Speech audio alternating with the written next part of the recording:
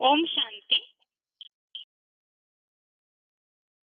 भगवत गीता श्लोक क्लास में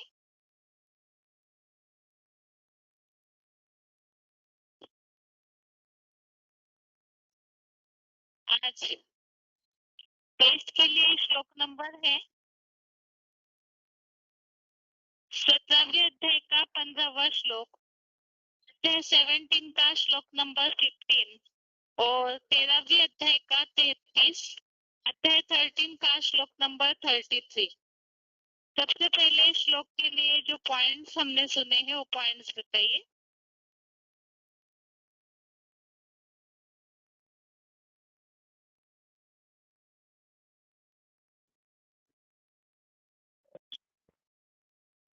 शांति दीदी।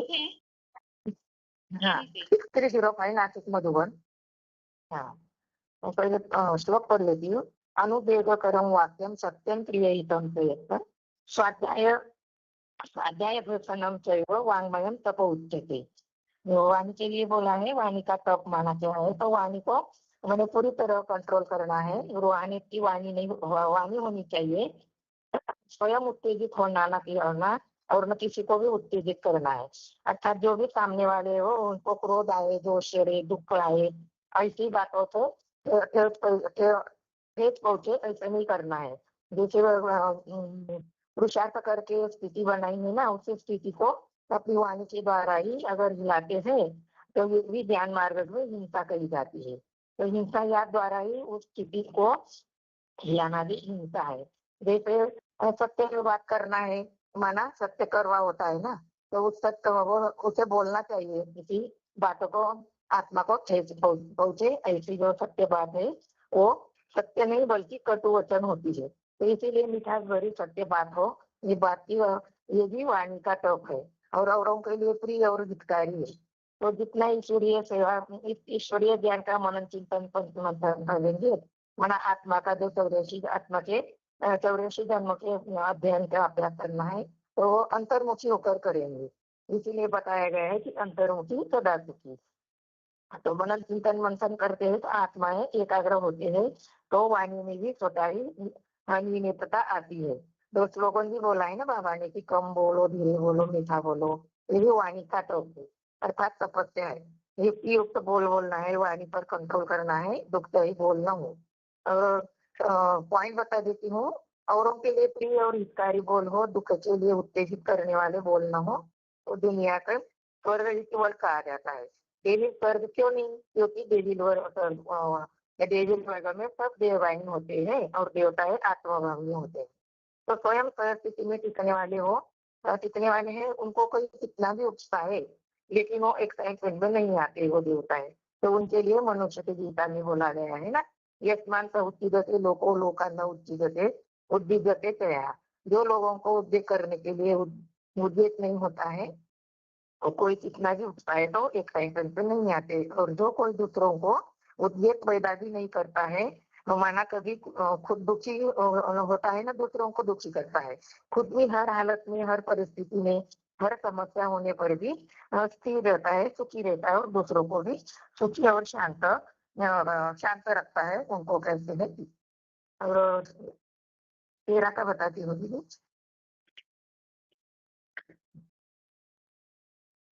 यथा प्रकाशयन्ति एका कृष्णं लोकं विमयविना क्षेत्रं क्षेत्रीततर कृष्णं प्रकाशयन्ति भारत। उसके लिए थोड़ा सा सब एक से पढ़ लो दीदी, थोड़ा अर्थ बता दो। हेलो दीदी। हाँ, जैसे बोला गया, हाँ, पहले श्लोक में बताया गया है ना, इसमें समझ रहे थे हम कि ये क्षेत्र है, अर्थात ये कर्मभूमि धर्मभूमि कहा जाता है। जिस अर्जुन नाम से अर्जुन रथ में परम पिता प्रवेश करते हैं। और दूसरे में बोला गया है कि क्षेत्र और क्षेत्र उसमें ज्ञाता क्षेत्रज्ञ और क्षेत्र परम पिता शिव, उन दोनों का जो ज्ञान है वही सच्चा ज्ञान है। तीसरे श्लोक में बोला गया है अर्जुन रूपी क्षेत्र जो है वो जैसा है और जिस प्रभाव वाला है, वो जिस प्रभाव वाला है जो ज्ञान है वही सत्य ज्ञान है। और जो बोला गया है अर्जुन रूपी क्षेत्र जो है ना, तो जिसे अर्थात हिसाब किताब चुस्त करके जैसा दुष्ट में जैसा धीर मार्जन है, बदला लेने का स्वभाव वाला है, जिनको भी जिनके जो भी पाप कर्म है वो सारे यहाँ पुरुषोत्तम युग में धर्मराज के द्वारा हमें चुक्त करना है। और चौथे में बोला गया है कि वो एक ही ऐसा सच्चा ज्ञान सच्चा है जो जिस रूप में पाठ बजाते हैं उसी उसे एक जानना है, यही सच्चा ज्ञान है। और एक ही ऐसा तो है, तो वो गीता में भी बोला गया है, कविताओं में बोला गया है, स्तुतियों में है, वेद मंत्रों में है, अलग अलग ग्रंथों में है, वही एक ही व्यक्ति तो है जो सच्चा है, इनकी महिमा गाई हुई वही अर्जुन रूपी क्षेत्र अर्थात महाभारत के कथानक में प्रैक्टिकल पार्ट बजा रहा है। वो कलयुग के अंत में जब इस सृष्टि की हालत होती है तो वो परमपिता अर्जुन रथ के द्वारा सृष्टि का परिवर्तन करते हैं। 5 में बोला है कि वो इसी तरह की एक विश्व सहित है। 6 में बोला गया है कि इच्छा, देश, सुख, दुख, चेतना, शक्ति ये सारे जागरूक होते हैं, तो कलयुग के अंत में ये सब इसी में आ जाते हैं। और 7 के लिए उनमें जो बोला गया है वो है निर्माण भाव, उन्हें कोई मान मर्तबा नहीं है। एक क्षमा भाव, जितना हंसती है दूसरों को वो क्षमा करते हैं। सरलता माना कोई भी प्रकार की टेढ़ी चलन नहीं चलते है। और किसी को दुख नहीं देना है, मन को स्थिर रखना है, प्राणी मात्र को भी दुख नहीं देना है। और 6 में 8 में बोला है वो निरंकारी विधि भाव, जितना वो आत्मा परम पिता के संग जिस स्टेज में प्रैक्टिस करती है वो उतना ही देह को उसको देह का भान नहीं होता है। तो जितना निराकारी वो उतना निरकारी निरंकारी होता है। वो जन्म मृत्यु बुढ़ापा ये सब कलयुग के अंत में दुख देने वाली शे। 9 में बोला गया है वो मोह रहित है, वो सदा एक रस है।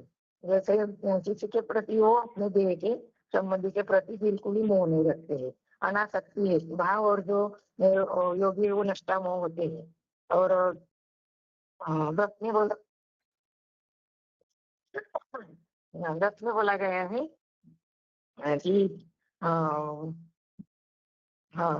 10-11 में बोला गया है ना कि एक बात बताइए, वो सदैव आत्मचिंतन में लगे रहते हैं, ऐसा अध्यात्म चिंतन करने में लगे हैं, जैसे कि व्यास जी जिनको वेदों की रचना की है, वही अस्ति सांख्य लोक का प्रणेता के रूप में कपिल मुनि शास्त्र भी लिखते हैं। और 10 में बोला गया है ना, वो एक फकीर वेश एकांत सारी दुनिया से भीड़ भाड़ से भी दूर निराकारी स्टेज में रहती है। और 12वें में बोला गया है कि वो अमर लोक की प्राप्ति इसीलिए होती है क्योंकि वो स्वयं सत से परे है, परम परमेश्वर आदि रहित है, वो तीनों गुणों को जानने वाले है, तो अमर बन जाते हैं। 13 में बोला गया है सर्व आवृत्तियों तिष्ठन्ति, वो सब योग ऊर्जा से घेर कर सक्रियम रहता है। और 14वें में बोला गया है वो त्रिनेत्री होने के कारण इस सृष्टि पर आते हैं तो सदा अनासक्त इंद्रिया विहीन होते हैं। वैसे ही अर्जुन रथ भी अपने रथ में होते हुए भी निराकार स्टेज में इंद्रिया विहीन स्थिति में ही रहते हैं। 15 में बोला गया है ऐसी स्थिति में रहते हुए मन से अचल अडोल बहुत इतना लंबा स्थिति में उत्तर देंगे तो बाकी लोग बहुत सारे हाथ उठे हुए रहते हैं ना। शॉर्ट में पहले बताना है तो शॉर्ट में बताना चाहिए उत्तर। आगे बताइए। जगराम 17 की रात्रि शांति। बाबा कल हाँ जी। कल बाबा बोले कि कम बोले, धीरे बोलो और मीठा बोलो। किसी को अगर ऐसा बात बोलो जिसको उसका हंसी आ जाए, वो जो तव प्रधान जो आत्माएं होते हैं तो जल्दी दुखी हो जाते हैं। तो तुम बच्चों को धंधा है कि किसी को अगर कैसे बात करो तो उसको अच्छा लगे, मीठा भाषा होना चाहिए और धीरे बोलो और कम बोलो। और जो बाबा बोले कि नई दुनिया जब स्वर्ग बनता है तो डेविल आत्माएं जो है से वो जो है से दुखी करते हैं, लेकिन देवता आत्माएं जो होते हैं वो किसी को उकसाने से भी वो देव भान में नहीं आते हैं, तो उनको देवी आत्मा कहा जाता है। माने उत्तेजित नहीं होते हैं, समस्या को भी वो समाधान कर लेते हैं, सुखी रहते हैं। श्लोक बात की है। हाँ दीदी जी, हाँ जी, बताइए। श्लोक पढ़ दीदी जी। हाँ जी, पढ़िए।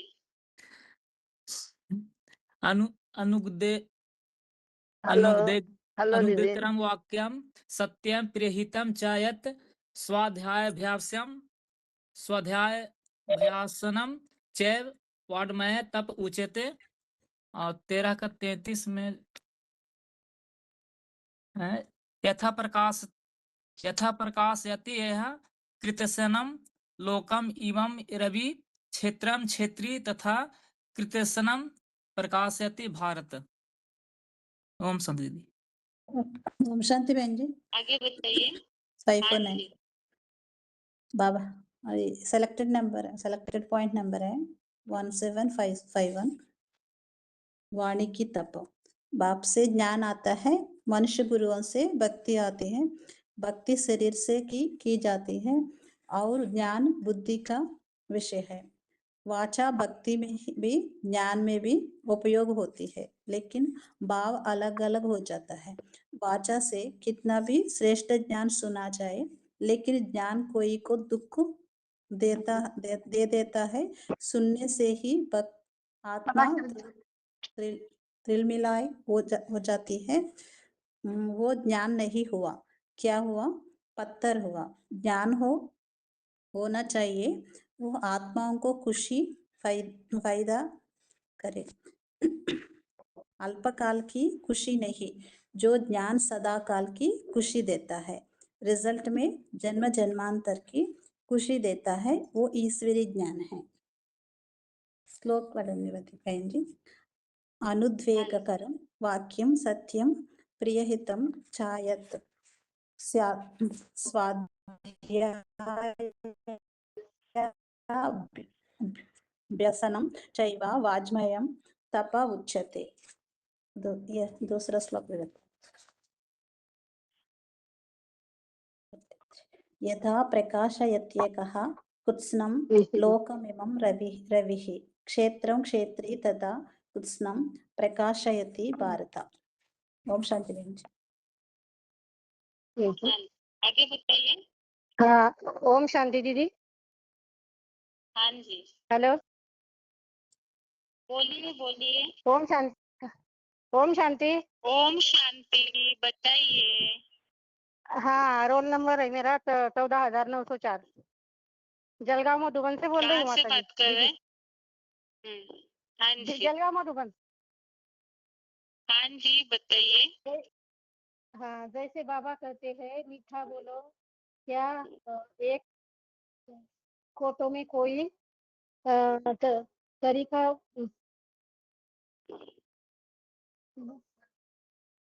हाँ, बाबा ने बोला है कि किसी को दुख नहीं देना है, सुख देना है। कोई को दुख दिया जाए, कोई होते हैं तीखा, भले रुचि बात बोलो, लेकिन सच्ची बात बोलो।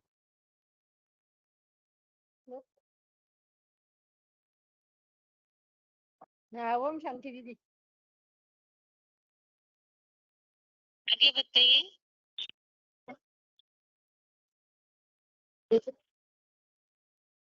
दीदी ओम शांति 24/68 दीदी। पहले श्लोक पढ़ो। 17वां का 15वां श्लोक। अनुद्वेगकरं वाक्यं सत्यं प्रियहितं च यत् स्वाध्याय व्यसनम चैव वाग्यमय तप उच्यते। तो इनमें अपनों परायों को उत्तेजित न करने वाले, मिठास भरी सत्य बात कहना जो प्रिय और हितकारी हो, ऐसे ही आत्मा की अपने जन्मों को अध्ययन का नित्य अभ्यास मन रूप उच्चई श्रवा और वाग्देवी सरस्वती माता की प्रसन्नता के लिए वाणी का तप कहा जाता है। और 13वां अध्याय का 33वां श्लोक है। यथा प्रकाशयति एकः कृष्णं कम इमं रविः क्षेत्रं क्षेत्री तथा कृष्णं प्रकाशयति भारत।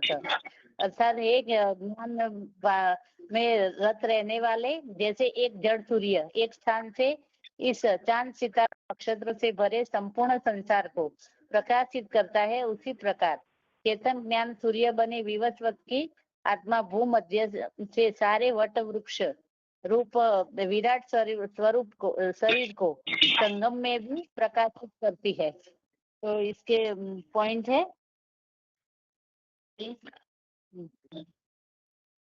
तो जो ओम स्वरूप आत्मा शांत स्वरूप है, तो शांत स्वरूप आत्मा कभी उत्तेजित नहीं होती।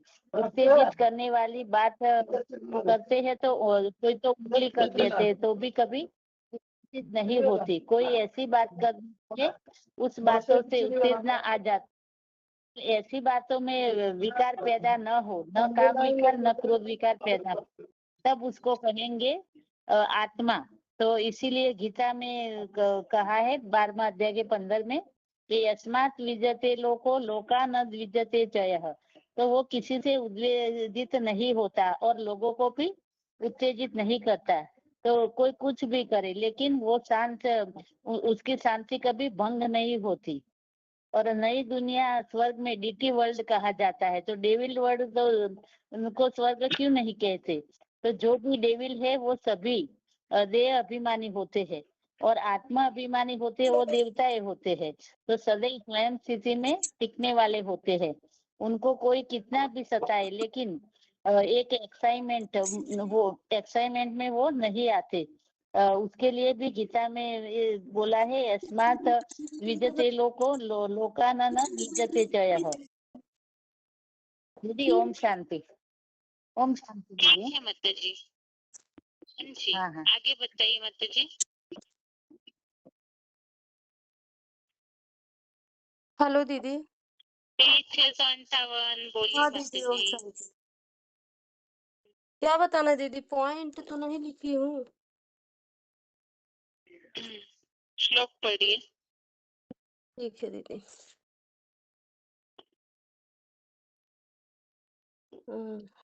अनुदे अनुदेगकरं वाक्यं सत्यं प्रीहितं च यत् स्वाध्याय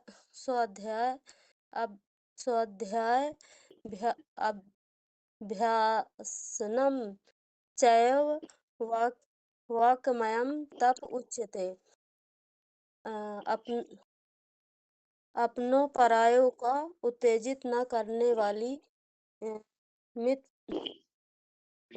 मिठास भरी सत्य बात कहना जो प्रिय और हितकारी हो। ऐसे ही आत्मा के अपने जन्मों के अध्ययन का नित्य अभ्यास मन रूप उच्च श्रवा और वाग्देवी सरस्वती माता की प्रसन्नता के लिए वाणी का तप कहा जाता है। बाबा इसमें बताया है दीदी कि जैसे कम बोलो, थोड़ा बोला, मीठे बोलो। ऐसे बाबा बोले हैं कि किसी को मतलब बातें भी बोलो तो मिठास भरी बातें बोलनी चाहिए। किसी को मना कड़वी बातें ना लगे। जैसे कोई बोल देते हैं तो बोलते तो हैं हितकारी बातें, लेकिन उनके भाव ऐसे होते हैं कि कड़वे वचन उन सुनने वाले को कड़वे वचन लगते हैं। तो इसलिए बाबा ने बोला है कि मतलब कोई कुछ भी बोलो तो मिठास भरी बातें बोलो। और 13वां का है, 33वां है ना दीदी? हाँ जी। यथा प्रकाशयत् एका कृतस्नं लोकम इमं रवि क्षेत्रम क्षेत्री तथा कृतस्नं प्रकाशयति भारत। हे ज्ञान भाव में रत, जैसे एक जड़ सूर्य एक स्थान से इस चांद सितारों नक्षत्रों से भरे संपूर्ण संसार को प्रकाशित करता है, उसी प्रकार चेतन ज्ञान सूर्य बने विवस्वत की आत्मा भूमध्य से सारे बट वृक्ष रूप विराट शरीर को संगम में भी प्रकाशित करती है। माना ज्ञान सूर्य के लिए, बाबा के लिए बताया है ना कि जैसे जड़ सूर्य होता है तो पूरे विश्व को रोशनी देता है, वैसे जो भगवान जिस तन में प्रवेश करते हैं वो भी पूरे जैसे सृष्टि रूपी मनुष्य सृष्टि का जो वृक्ष है वो सभी बीज रूप आत्माओं को ज्ञान प्रकाश से प्रकाशित करता है। सदा प्रकाश ज्ञान आभा में मना लगे रहते हैं ज्ञान की रोशनी में। ठीक है माता जी। दीदी, शांति। हाँ जी। पॉइंट्स हो चुके हैं अभी। और इसके बाद 17वें अध्याय के 15 श्लोक हमने पढ़े हैं। इस संबंधित प्रश्न होंगे, अगर बिना देख के बता सकते हैं तो बेहतर है, नहीं तो देख के बताइए उत्तर। और जिन्हें उत्तर आता है वो हाथ उठाइए, जिससे पता चलता है फिर। और उत्तर अपना जरूर शॉर्ट में दीजिएगा।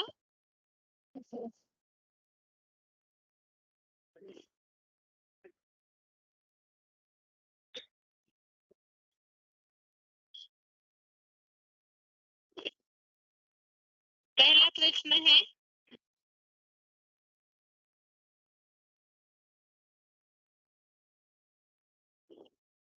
सत्रहवें अध्याय में श्रद्धा भावना इस प्रसंग में समझाना क्यों शुरू किया है?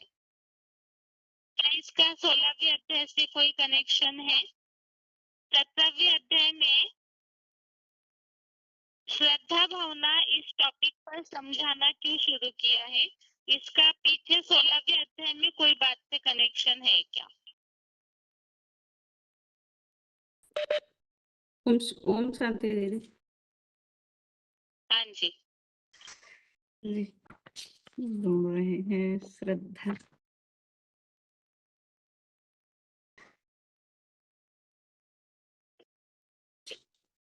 श्रद्धा के लिए तो दीदी ये बोला है कि जो इससे तुझे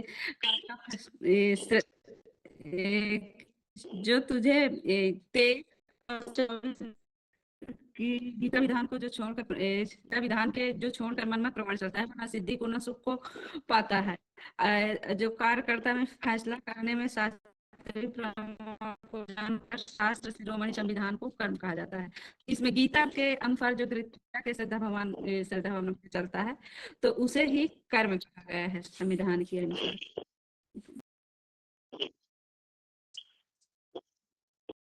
और इसके पिछले श्लोक माना पिछले अध्याय में यही बताया कि मैंने तुझे असुर का सारे गुण बता दिए, देवताओं के सारे गुण बता दिए, अब असुरों के भी गुण तूने सुन लिए हैं। तो श्रद्धा किन्हें होगी? भगवान साकार में आया है वो शरीर पर, जी वही देवता माना देवताई आत्मा होगी। और जिन्हें श्रद्धा नहीं होगी वो अश्रद्धा माना अश्रद्धालु होंगे, वो असुरी आत्मा होगी। इसलिए यह श्रद्धात्रय विभाग योग में यही श्रद्धा का विषय बताया है कि श्रद्धा किस आत्मा की होगी। कौन सा श्लोक है 16वें अध्याय का बताइए? कौन से ऐसे श्लोक है जिसने इस प्रसंग में बातों को समझाया है? मैंने पहले तो 16 की 6 में भी बताया ना कि मैंने तुझे दो भूत स्वर्ग लोके आस्मिन देव आसुर वचन दैव विस्तार से प्रोक्त आसुर पार्थ में सुनो। माना मैंने दुनिया की सारी तुझे देवताई बताती, विस्तार से बता दी। अभी आसुरी लक्षण सुनाता हूँ कि आसुरों के लक्षण क्या होते हैं।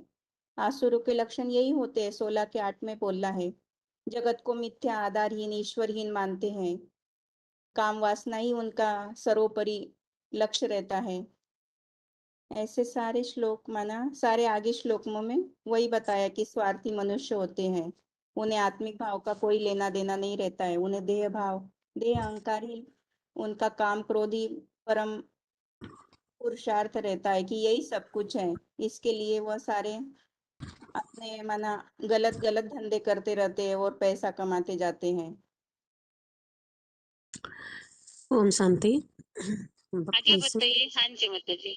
इसमें बताया गया है जो हमारा 16वां अध्याय में जो बताया कि असुर देवता का गुण तो बताया, लेकिन उसमें बताया कि जो श्रद्धा भावना विहीन जो कर्म करते हैं उनका क्या सिद्धि प्राप्त होता है उसके लिए बताया। तो उसमें वही बताया कि जो मनमत या परमत अनुसार जो सच्ची गीता संविधान को छोड़ कर की बेसमझ पूर्वक जो कर्म करते हैं या जगह सेवा करते हैं, तो जो स्वाहा करते या जो भी दैहिक तप जो भी करते हैं उसमें जो श्रद्धा भावना जो है, जो भक्ति भावना है वो शूटिंग पीरियड में कैसे किया जाता है। जो राजसी तामसी और सात्विक जो है ये 3 प्रकार का जो श्रद्धा भाव अलग अलग तरीके से जो बताया गया है वो उसके बारे में बताया। ये जो 17 अध्याय में वही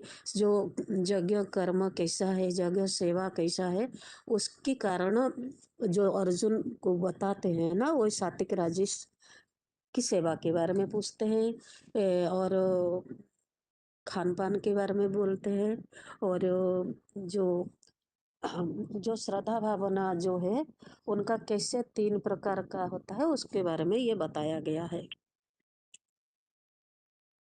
जो ठीक है। भक्त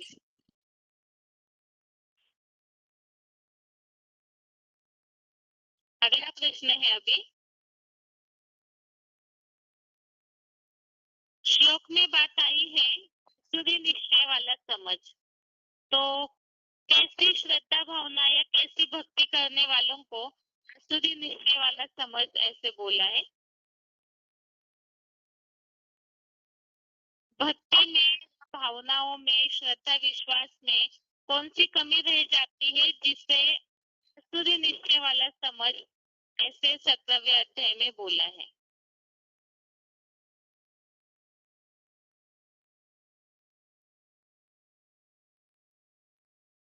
दीदी ओम शांति।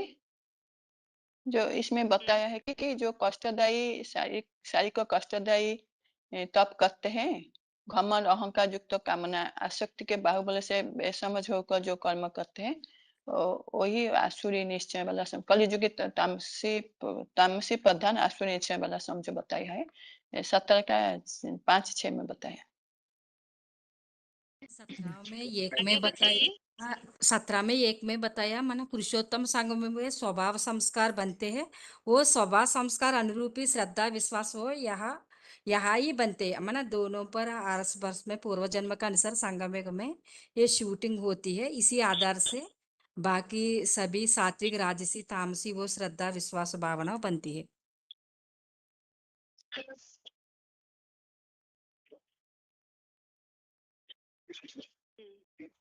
आगे बताइए और किनका अनम्यूट है?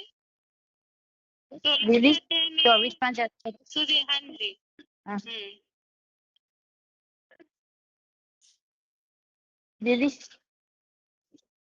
बोलिए माता जी, बताइए। हाँ, अनम्यूट है नहीं, ये पता नहीं चला। हाँ जी, तो हाँ जी, इसमें बताइए। भी बताया 70 में तीसरा में बताया है कि जो भी हम संगम युगी शूटिंग में हम जैसा ही जो करते हैं श्रद्धा भावना, वो ब्रॉड ड्रामा में भी ऐसा चलता है।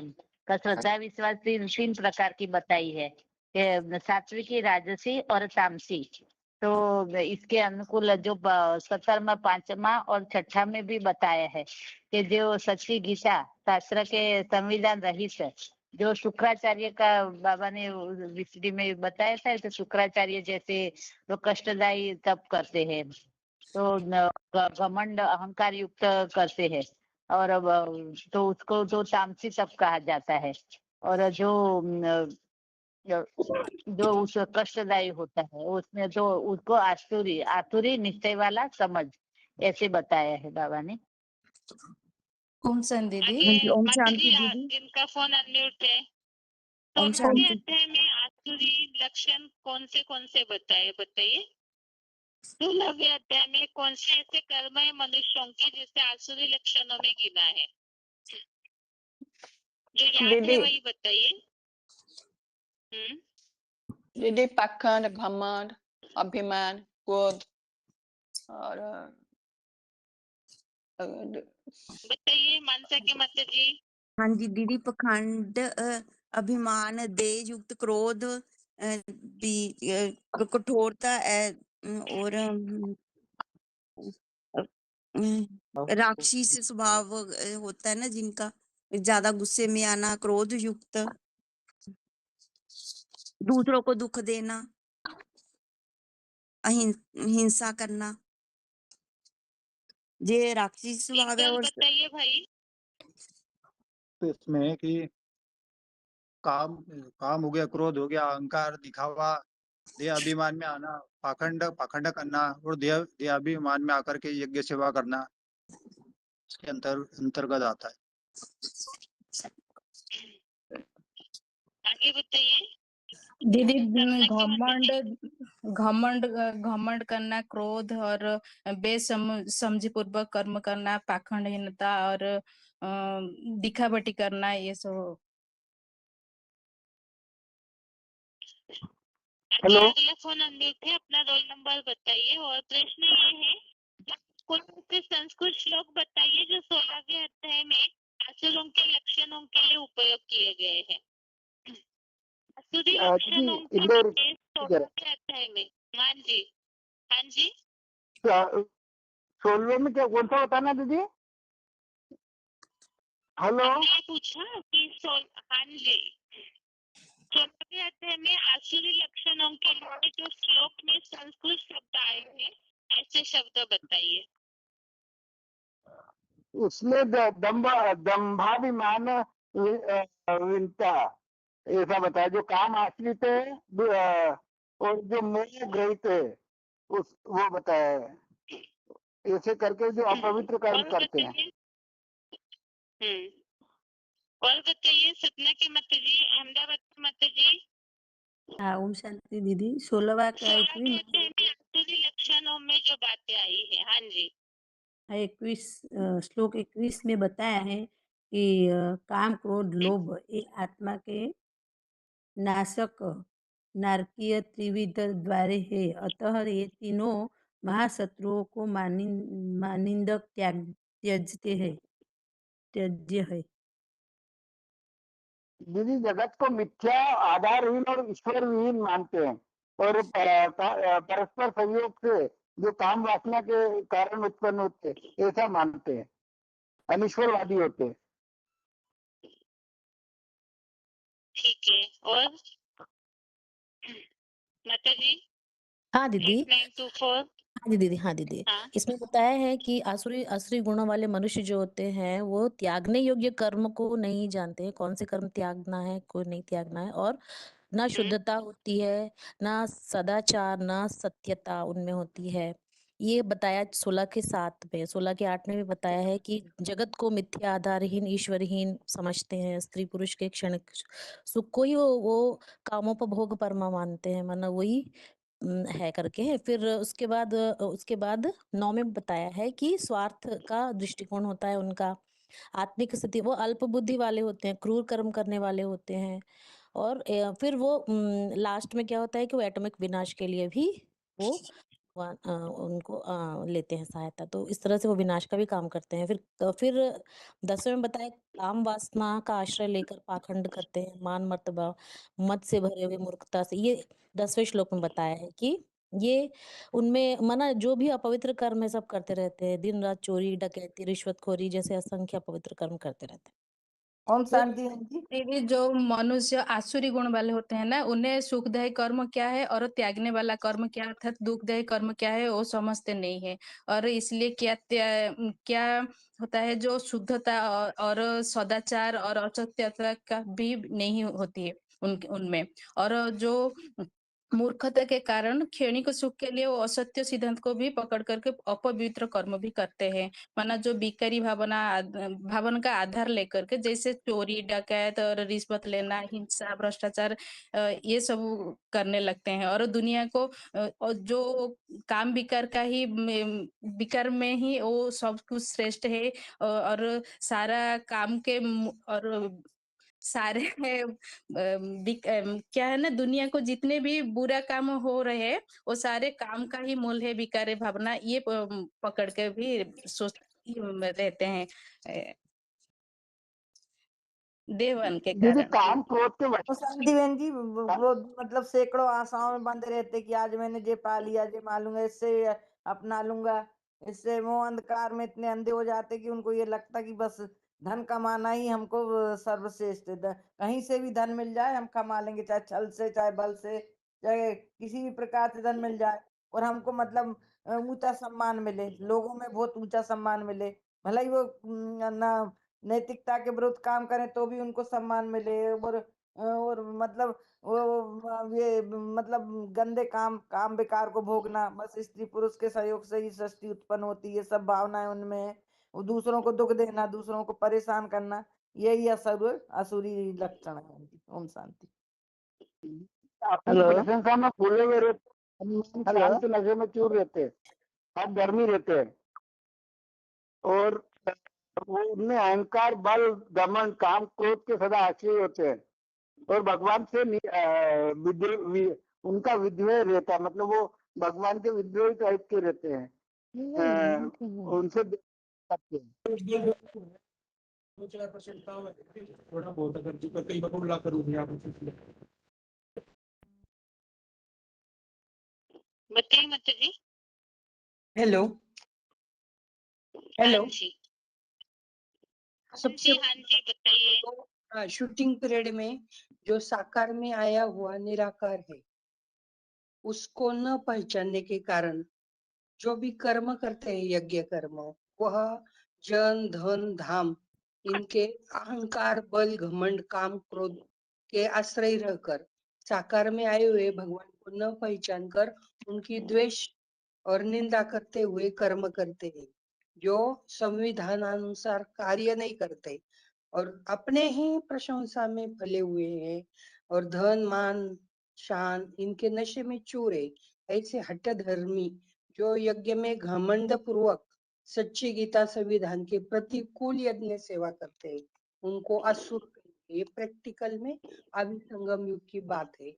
फिर काम, क्रोध, लोभ ये तो है ही उनमें, और फिर अज्ञानता से भ्रमित है, मोह जाल में फंसे हुए हैं, विषय विकारी है और अपवित्र कर्म करते अपने जीवन को जीते हैं, और मनुष्य आत्मा और परमात्मा में अंतर को समझते नहीं है, इसलिए भगवान को ठीक से पहचानते नहीं, तो निंदा के कारण, सद्गुरु निंदक के कारण बन जाते हैं।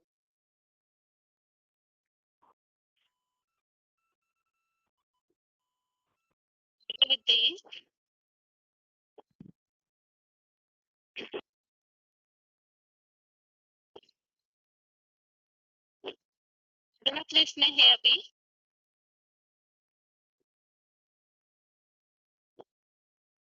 श्लोक में सेवाओं की बात आई हुई है और अलग अलग प्रकार की सेवाओं को करने वालों के अलग अलग लक्षण बताए हैं, तो उनमें क्या अंतर है और वो क्या क्या लक्षण है वो बताइए। हेलो जो दान बताइए। हाँ जी जो दान हेलो, उचित ओम शांति दीदी, 26,429 हाँ जी प्रश्न कौन बताया? प्रश्न कौन बताया? हेलो, सेवा करने वालों के लक्षण क्या बताए हैं? अलग अलग प्रकार से जो सेवा करते हैं, श्लोक में उनके लक्षण क्या बताए हैं? आसुरी लक्षण के 16 का 16 दीदी बताइए। अनेक विचार भटकते हैं तो अनेक संबंध में जाते हैं, जो कुकर्म करते हैं, देह भान के आते हैं, ऐसे आसुरी गंदे काम करते हैं, ऐसे लोगों का आसुरी लक्षण बताई है। 16 का बीच में भी बताया असुरी जोनि पन्ना मुड़ा जन्मानी जन्मानी माँ अप्राप्य एवं कंचय तो जानती अधमगति। उन्हें पुण्य जन्म में जो कुकर्म करते हैं, जो देह भान के आते हैं, तो आसुरी प्रकृति करते हैं, घमंड बुद्धि करते हैं, देह भान में आते हैं, ऐसे लोगों को बोलता है आसुरी प्रकृति का ले गए। शांति दीदी बताई, पॉइंट बताई। हेलो, पॉइंट हो गया मतलब आगे बताइए। यज्ञ कर्म है, जो भी यज्ञ कर्म करते हैं उसमें फल की इच्छा नहीं है और विधि पूर्वक कर्तव्य समझकर निश्चयात्मक बुद्धि से जो कर्म होता है तो उसको सात्विक कर्म कहेंगे। और जो दान भी होता है, तो जो दान है उचित समय पर स्थान देकर योग्य पात्र ऐसे व्यक्ति को दिया जाता है, तो वो दान के लिए भी कहेंगे कि ये सात्विक है। और फिर जब भौतिक इच्छा नहीं है लेकिन केवल ईश्वर के अर्पण भाव से परम श्रद्धा से जो काम किया जाता है तो सात्विक कर्म कहेंगे। फिर राजसी कर्म किसको कहेंगे? तो जब तपस्या दंभ पूर्वक सम्मान, सत्कार एवं पूजा करने के लिए संपन्न की जाती है, ऐसी तपस्या के लिए कहेंगे राजसी। जो दान जो है वो क्लेश पूर्वक और प्रत्युपकार उद्देश्य से फल की कामना रखकर किया जाता है, वह है राजसी कर्म। और तामसी के लिए कहेंगे जिसमें विधि नहीं है, लोक कल्याण की भावना नहीं है, त्याग नहीं है, श्रद्धा नहीं है, ऐसे के लिए कहेंगे तामसी। शांति दीदी। हाँ जी दीदी, जो शांति। किसी भी फल, दुनियावी किसी भी फल की कामना के बिना मतलब हमें सेवा करना ही है, जो ऐसा समझकर सेवा करते हैं वो है सात्विक सेवा। और जो हम फल की इच्छा रख के करते हैं, जैसे अपने को बड़ा दिखाने के लिए, अपने घमंड में आगे की भी हमें सब ज्ञान आता है, ऐसी जो सेवा करते हैं वो राजसी सेवा है। और जो गीता विधान के रहित, सच्ची गीता संविधान के रहित मतलब बाबा की याद में रह के हम सेवा नहीं करते हैं, तो मतलब यज्ञ के प्रति सम्मान पूर्वक, तो उसको कहा गया है तामसी सेवा। जी दीदी, सात्विक हाँ सेवा जी जो आंटी। 17 के 11 में बताया है, सात्विक सेवा किसे कहा जाएगा कि फल की कामना रहित, जो कहा है कर्मण्येवाधिकारस्ते, कोई भी कर्म फल की अपेक्षा सहित करना नहीं है, बल्कि ये सोचना है कि कर्म करते जाओ। नेकी कर दरिया में डाल, ये भी पॉइंट बताया था। और मनमना भव मध्याजी भव, इस तरह से यज्ञ की सेवा से ही कल्याण, इस तरह की सेवा से ही यज्ञ का कल्याण होता है और एक दूसरे को सहयोग करते हुए कल्याण को भी प्राप्त होते हैं। जो बाकी दूसरी सेवाएं हैं वो लोक कर्म बंधन में बांधने वाले हैं। और 12 में जो बताया राजसी सेवा, उसके लिए बताया इसके विपरीत कि मान शान की इच्छा, अभिमान, अर्थ और कर्मेंद्रियों को प्रधानता देते हैं। जो देवताएं होते थे वे तो कर्म करने की उनको आवश्यकता ही नहीं होती थी, और जब द्वापर युग आया तो द्वापर युग से कर्मेंद्रियों को प्रधानता देने लगे और इंद्रियों के सुखों की प्रति ही कर्म भी करने लगे, सेवा भी करने लगे। तो अभी यज्ञ में भी अगर ऐसा देखने में आता है स्वयं के प्रति, तो वो राजसी सेवा है कि हमें मान शान मिले, हमने जो सेवा की हमें ऊंच पद मिले, इस तरह। और जो तामसी सेवा है जो भगवान ने श्रीमत दी है उसके विपरीत सेवा करना, सच्ची संविधान जो सच्ची गीता है उसके विपरीत, और ब्रह्म भोजन का भी वैल्यू न करना, और जो मनमना भव मंत्र दिया गया है उसके भी विपरीत यज्ञ में सेवा करते हैं। जो निमित्त हैं उनके प्रति भी सम्मानहीन ही रहते हैं, उनकी बात को वैल्यू न देना, न मानना, अपनी मनमानी करना, इसको तामसी बताया है। दीदी, आपने जो पहला प्रश्न पूछा था ना, उसका उत्तर दे सकती हूँ? हाँ जी। हाँ जी। श्रद्धा हाँ के जी। बारे में क्यों समझाना शुरू किया था? 16 से कोई कनेक्शन है क्या? दीदी बताया था कि 16 से के 17 से इसका कनेक्शन है कि जब भगवान ने अर्जुन को बताया कि जो अपनी प्रशंसा में फूले हुए हैं, मान शान में चूर हैं, और जो यज्ञ सेवा करते हैं, जो चौथे अध्याय में बताया गया था, हठ पूर्वक यज्ञ सेवा या भौतिक पदार्थों की यज्ञ सेवा जो करते हैं वो सब दिखावा है। तो फिर अर्जुन पहले ही प्रश्न में 17 के अध्याय में पूछते हैं कि जो इस तरह की सेवाएं करते हैं तो उनकी सेवा को सात्विक, राजसी या तामसी कौन सा माना जाएगा? जी दीदी।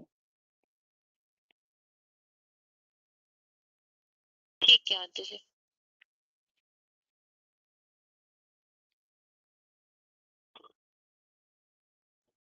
अभी अगला प्रश्न इस तरह से है कि भगवत गीता में और ऐसे कौन से श्लोक हैं जिसमें सेवा के बारे में बताया हुआ है? भगवत गीता के उन श्लोकों को आपको बताना है जिसमें ईश्वरीय सेवा का महत्व बताया हुआ है।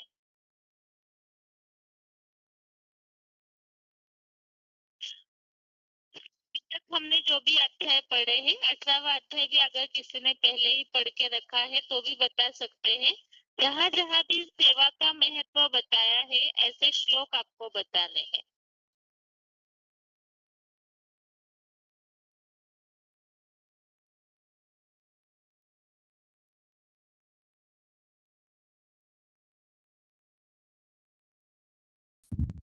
बहुत कम हाथ उठे हैं, एक बार देखिए हाँ और जी बताइए। बहुत सारे बार ये प्रश्न वैसे भी रिवाइज हुआ है।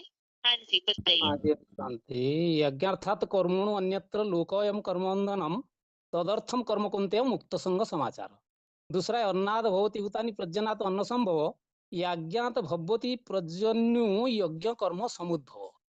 और यज्ञ शिष्टासीन संतु मुच्यन्ते सर्वगिल से भोजन्ते ते तेघं पापाय पंचेति आत्मा कारण।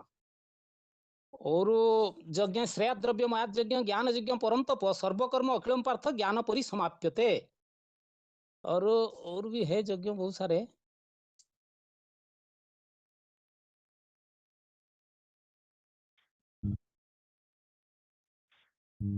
हेलो। हाँ जी बताइए वो बताइए। हाँ वही हमारा हाँ भी वही दीदी। श्लोक था 3 अध्याय का 9 नंबर श्लोक। यज्ञ अर्थात कर्मणा अन्यत्र न लोकोयम कर्म बंधन तदर्थम कर्म कौन्तेय मुक्त संग समाचार। ये 3 अध्याय का 9 नंबर श्लोक था। उसके अलावा ये 3 अध्याय का 14 नंबर श्लोक था अन्नाथ भवति भूतानि पर्जन्नात् अन्न संभव यज्ञात् भवति पर्जन्य यज्ञ कर्म समुद्भव। ये दोनों श्लोक सुन लिया था हमने तो भाई मना बता दिए हैं। और ज्ञान यज्ञ ने चापेन यज्ञन्तु मामुपश्यते एकतो पृथक्तो न बहुधा विश्रुतम। ये भी ज्ञान यज्ञ की बात उल्लेख है। दीदी ये आ सकता है मन मना भव मध्याजी भव वाला 16 का 18 श्लोक 18 अध्याय का 65वां। हेलो। 9:23 में जो हुआ ये अन्य देवता भक्त यजन्ते श्रद्धयाविन्ता ते अपि मामेव कुन्तेय यजन्त अविधि पूर्वकम। माने यहाँ भी यज्ञ सभा के बारे में उल्लेख है।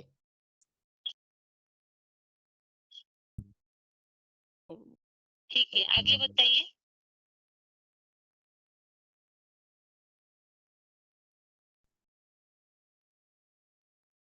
दीदी इसमें है ये जो सहयज्ञ प्रजा सुष्टा पुरा बच प्रजापति अन्य पश्च विषदम वस्तु इष्ट कामधु।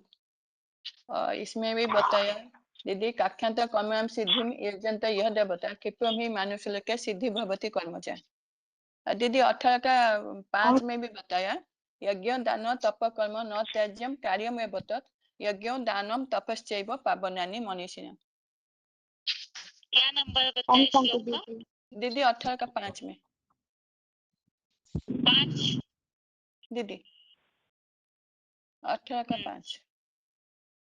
ठीक है। हाँ गंगटोक बताइए भाई। हाँ दीदी मैं भी वो बताने वाला था जो सहज यज्ञ प्रजा शिष्ट पूर्ववाच प्रजापति को बताने वाला था। और इष्टान भोगानी वो देवदास्यंत यज्ञ भाविता है तैर दत्तान प्रदायिभ्यो जो भूमतेस्तेन एवं। ये भी है ना जो क्योंकि जो सेवा से संतुष्ट हुए यज्ञ ब्राह्मण को सूक्ष्म देवता ही इच्छित भोग प्रदान करेंगे। ये भी था। और जो नियतम कुरु कर्मतम ये भी आता है क्या? ये कर्म जाया कर्म ना ये शरीर निर्वाह के लिए कर्म ये तो कर्म के लिए हो गया। कौन सा बता रहे नंबर बताइए। अरे वो नहीं बताया था ना नियतम। नंबर बताइए। नहीं अभी बताया ना दीदी जो 3 का 8 में 3 का 8। अच्छा वो तो दीदी हाँ हाँ जी। हेलो। मत्कर्म तु मत्परमो मद्भक्त संगवर्जित निर्वैर सर्वभूतेषु यश मामेति पांडव। 11 का 55 जो है मत्कर्म कृतु मत्परमो मद्भक्त संगवर्जित निर्वैर सर्वभूतेषु यश मामेति पांडव। ये भी यज्ञ सेवा की बात है। दीदी ये भी आ सकता है 17 का 25वां तत इति अन भी संध्याय फलम यज्ञ तप क्रिया और 17 का 25वां श्लोक। दीदी 4 का 28 है दीदी। द्रव्य यज्ञ तपो यज्ञ योग यज्ञ तथा हाँ स्वाध्याय ज्ञान यज्ञाश्च यतयः संशिता होता। दीदी ये भी है इसमें 4 का 30 में भी है अपरे नियताहारा प्राणायाम देख के बता रही हूँ। प्राणेषु जुहिते सर्वे अति एते ज्ञान विदो यज्ञ क्षपित कल्मषा। मना अन्य नियमित आहार वाले प्राणों को प्राण वायु में हवन करते हैं। तापित यज्ञ से क्षीण हुए पाप वाले ये सब भिन्न भिन्न प्रकार के यज्ञ के दाता हैं। दीदी वो 6 का भोक्तारं 46 यज्ञ 6 का तपसा 46 भी सर्वलोको आता है ना? महेश्वरम सुहृद सर्वभूतानां ज्ञातम् मां शान्तिमुच्यते। हाँ जी दीदी क्या 4 का बताइए 21 का 473 आप क्या मैं बोल बता रहे थे? 5 का 29 बता रहा हूँ। भोक्तारं यज्ञ तपसां सर्वलोको महेश्वरम सुहृद सर्वभूतानां ज्ञातम् मां शान्तिमुच्यते। ये भी यज्ञ सेवा है। आगंतुक बताइए भैया, आपने क्या बताया? ये बता रहे थे 6 का 46 में भी आया ना, तपस भी धिको योगी ज्ञानी भी योगी मतोधिका कर्मी वैश्य धिको योगी तस्म देवी भा अर्जुन। जो रजोगुणी दैहिक तप से तपस्या करने से आत्मज्ञान भी ये आता है कि नहीं आता है? श्रेष्ठ मान्य कर्मकांडियों से भी राजयोगी बड़ा है, योग के लिए आता है कि या किस में आता है? हाँ जी दीदी 18 का 23। हाँ जी ठीक है, वो भी ठीक है जो अभी बताया 6 का लास्ट वाला श्लोक। दीदी 18 का दीदी 30 18 का राजयोग 23 की बात है, लेकिन उसमें सेवा की बात नहीं आ रही है। राजयोग के हिसाब से है, सेवा की बात माने भक्ति मार्ग दीदी कर्मकांड उस हिसाब से ठीक है। हाँ जी दीदी 18 का दीदी 23 4 का 25 4 का 25 बोलने से हम जो बोल रहे हो पूरी बात नहीं होती। क्या बता दीदी रहे? 4 का 25 देवम एव अपरे यज्ञ योगिनः पर्यपासते। वो 4 का 25 है ना, वही आ सकता है। दूसरे योगी जन देवों की यज्ञ सेवा से ही उपासना करते हैं। दीदी 18 का 23 जी 18 का 23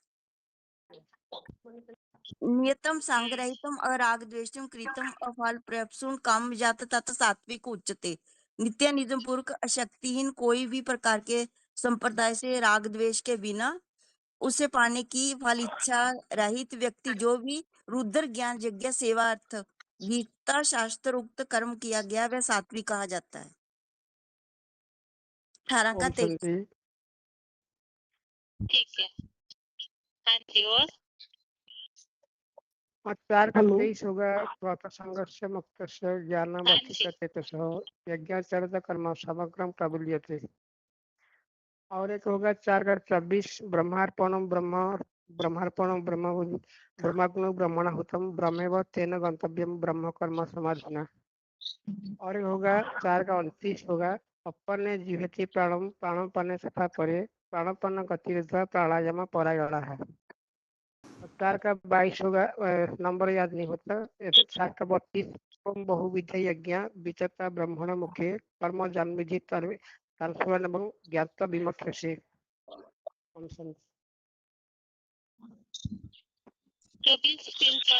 बताइए। धारणा के अनुसार सेवा है ये समोदम तपो शौचम ख्यातिम आर्जवम एवच ज्ञानम विज्ञानम आस्तिक्यम ब्रह्म कर्म स्वभावजम। ये धारणा हिसाब से सेवा है। कौन सा नंबर क्या है बताइएगा नंबर? 18 का 42 ये मुक्तत्व इंद्रिय दमन आत्मश्रुति का तप शुद्धता शांति सरलता ज्ञान और योग ऐसे ही आस्तिकता आत्मभाव से उत्पन्न ये ऊर्ध्वमुखी ब्रह्म का कर्म लिखा हुआ है। लेकिन ये धारणा से सेवा भी होता है। ठीक है। अभी हाथ नीचे किए हैं सभी के और जो भी लोगों के आधार से संदेश देने की तैयारी करके रखे हैं, थोड़ा भी 2 मिनट 5 मिनट आप जितना भी बोल सकते हैं वो हाथ उठाइए। जो भी गीता के श्लोकों के आधार से संदेश दे सकते हैं वो हाथ उठाइए।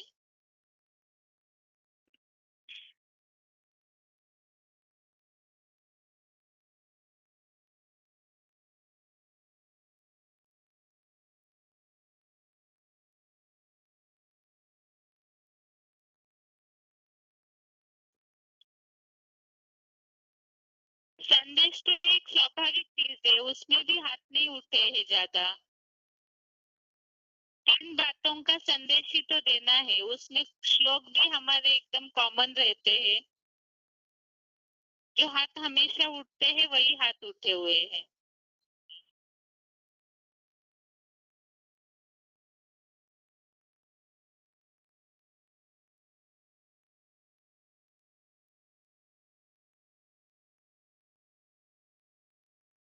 देखिए अभी जितने भी हाथ उठे हैं उनसे शुरू करते हैं। ये टॉपिक थोड़ा अलग रहेगा। ज्यादातर ऐसे होता है कि सेवा में कभी एक दो लोग मिलकर के जाते हैं तो आपस में कम्युनिकेशन गैप रहता है, तो इस हिसाब से ये किया जा रहा है। आप में से किसी भी दो फोन अनम्यूट किए जाएंगे और उन दोनों को, जैसे एक व्यक्ति बोल रहा है तो उनको अपने टॉपिक शॉर्ट में 1 मिनट तक ही बोलना है। उसके बाद उन्होंने जहाँ टॉपिक को छोड़ा है अगले व्यक्ति को वहां से उनके टॉपिक को कंटिन्यू करना है और दोनों को मिला करके जो भी संदेश की बातें बताई जाती है उसे पूरा करना है। आपको ज्यादा से ज्यादा 3 मिनट का टाइम दिया जाएगा या 4 मिनट का। टाइम पूरा होते ही आपको बताया जाएगा आपको म्यूट करें, लेकिन उतनी देर में या उससे कम समय में ही गीता की बातें, आज की दुनिया की बातें, मुरलियों में जो बाबा बताते हैं वो बातें, उन सब के आधार से जिनके भी 2 फोन अनम्यूट हो रहे हैं उनको अपने समय के सीमित समय में ही पूरा संदेश देना आना चाहिए। तो आपस में आपका मेलजोल इतना हो कि सामने वाला व्यक्ति जो जिनका फोन साथ में अनम्यूट है उनके टॉपिक को पकड़ना भी आना चाहिए और टॉपिक पूरा करना है दोनों को मिला करके, और एक दूसरे को बोलने का चांस भी देना है।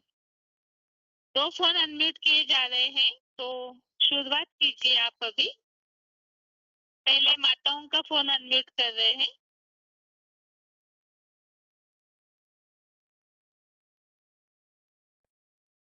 एक तो काठमांडू के माता जी है दीदी मुझे तो हिंदी और में ऐसा दूसरा बताना नहीं आता दीदी, मैं तो सुनूंगी सिर्फ। सब कुछ आता है माता जी, आप शुरू कीजिए, आ जाएगा।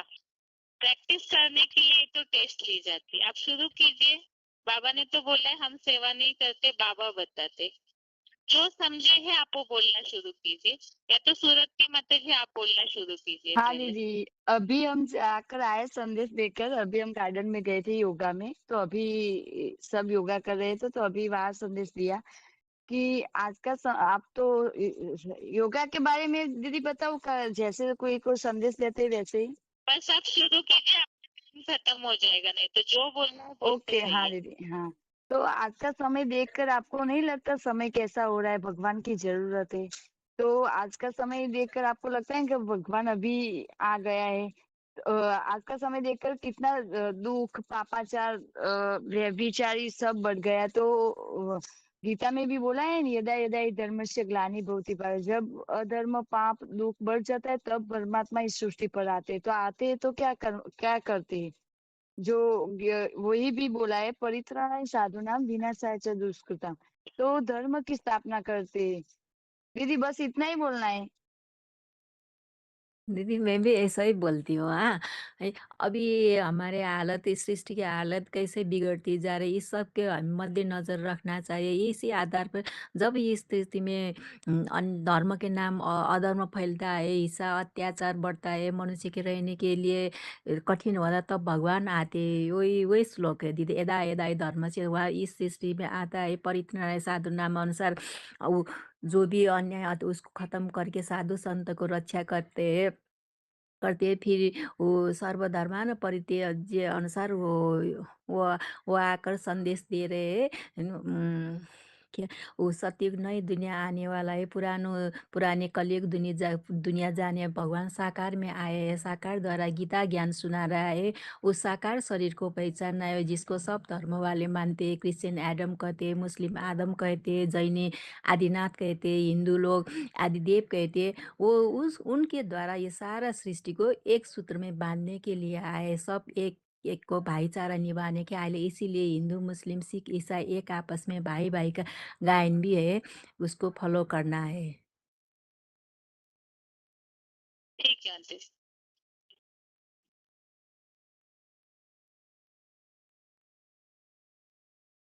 बात ये बताई है कि जिन दो का फोन अनम्यूट हो रहा है तो आपस में आप लोगों का टॉपिक मिक्स होकर के साथ निकलना चाहिए। इस तरह से कीजिए ताकि प्रैक्टिस हो और सारी बातें कवर होने जैसा होना चाहिए, जिसमें विज्ञान की बातें भी इंक्लूड होनी चाहिए, इतिहास की, आज की दुनिया का वातावरण, भक्ति की बातें, तो जितना प्रयास अच्छा कर सकते हैं कीजिए। आगे का फोन अनम्यूट है, 124-348 और 13-809 गंगटोक। ओम शांति। ठीक है दीदी। आज के समय में भगवान को पहचानना सबसे बड़ी परीक्षा है, क्योंकि भगवान निराकार ज्योति है, इसलिए नहीं पहचान पाते। 13 का 17 में जो बोला है, ज्योतिषाम अपि तज्ज्योति तमसः परमुच्यते ज्ञानम ज्ञेयम ज्ञानगम्यम हृदय सर्वस्व विष्ठितम। वो ज्योतियों का ज्योति है, हम भी निराकार ज्योति, उन सब ज्योतियों का पिता भी वो भी निराकार ज्योति है। तो मैंने वो जोग माया से सब ढका हुआ है। जैसे शास्त्र का 25 में बोला है, ना हम प्रकाश सर्वस्य योग माया समावृतः मूढ़ अयम न अभिजानाति लोको माम अजम अव्ययम। मैं अजन्मा और निराकार, अव्ययम मतलब निराकार को जोग माया से ढका होने के कारण कोई नहीं पहचान पाते, इसलिए सबसे बड़ी परीक्षा है। किंतु कलियुग का अंतिम घड़ी में वो इसी संसार को मनुष्य तन में आते हैं। जैसे 9 का 11 में बोला है कि अवजानन्ति माम मूढ़ मानुषम तनुआश्रित परम भावम अजानन्ते मम भूत महेश्वर। सारा मनुष्य सृष्टि का जो बीज है वही महेश्वर के तन में ही शिव, परमपिता शिव आते हैं। इसीलिए कहते हैं शिव शंकर भोलेनाथ, जिसको सब धर्म वाले एडमिट करते हैं। माने कोई हिंदू बोलते हैं आदम, क्रिश्चियन बोले आदम, मुसलमान बोलते हैं आदम, जैन बोलते हैं आदिनाथ। तो ये सारा मनुष्य सृष्टि का बीज है, इसीलिए बोलते हैं बीजम मम सर्वभूतानां, मनुष्य सृष्टि का बीज है। इसको मनुष्य सृष्टि वृक्ष की उल्टा वृक्ष के साथ कंपेयर किया है, वो इसलिए बोलते हैं 15 का 1 में ऊर्ध्व मूलम अधोशाखम। सारा मनुष्य सृष्टि का उल्टा वृक्षों का बीज है।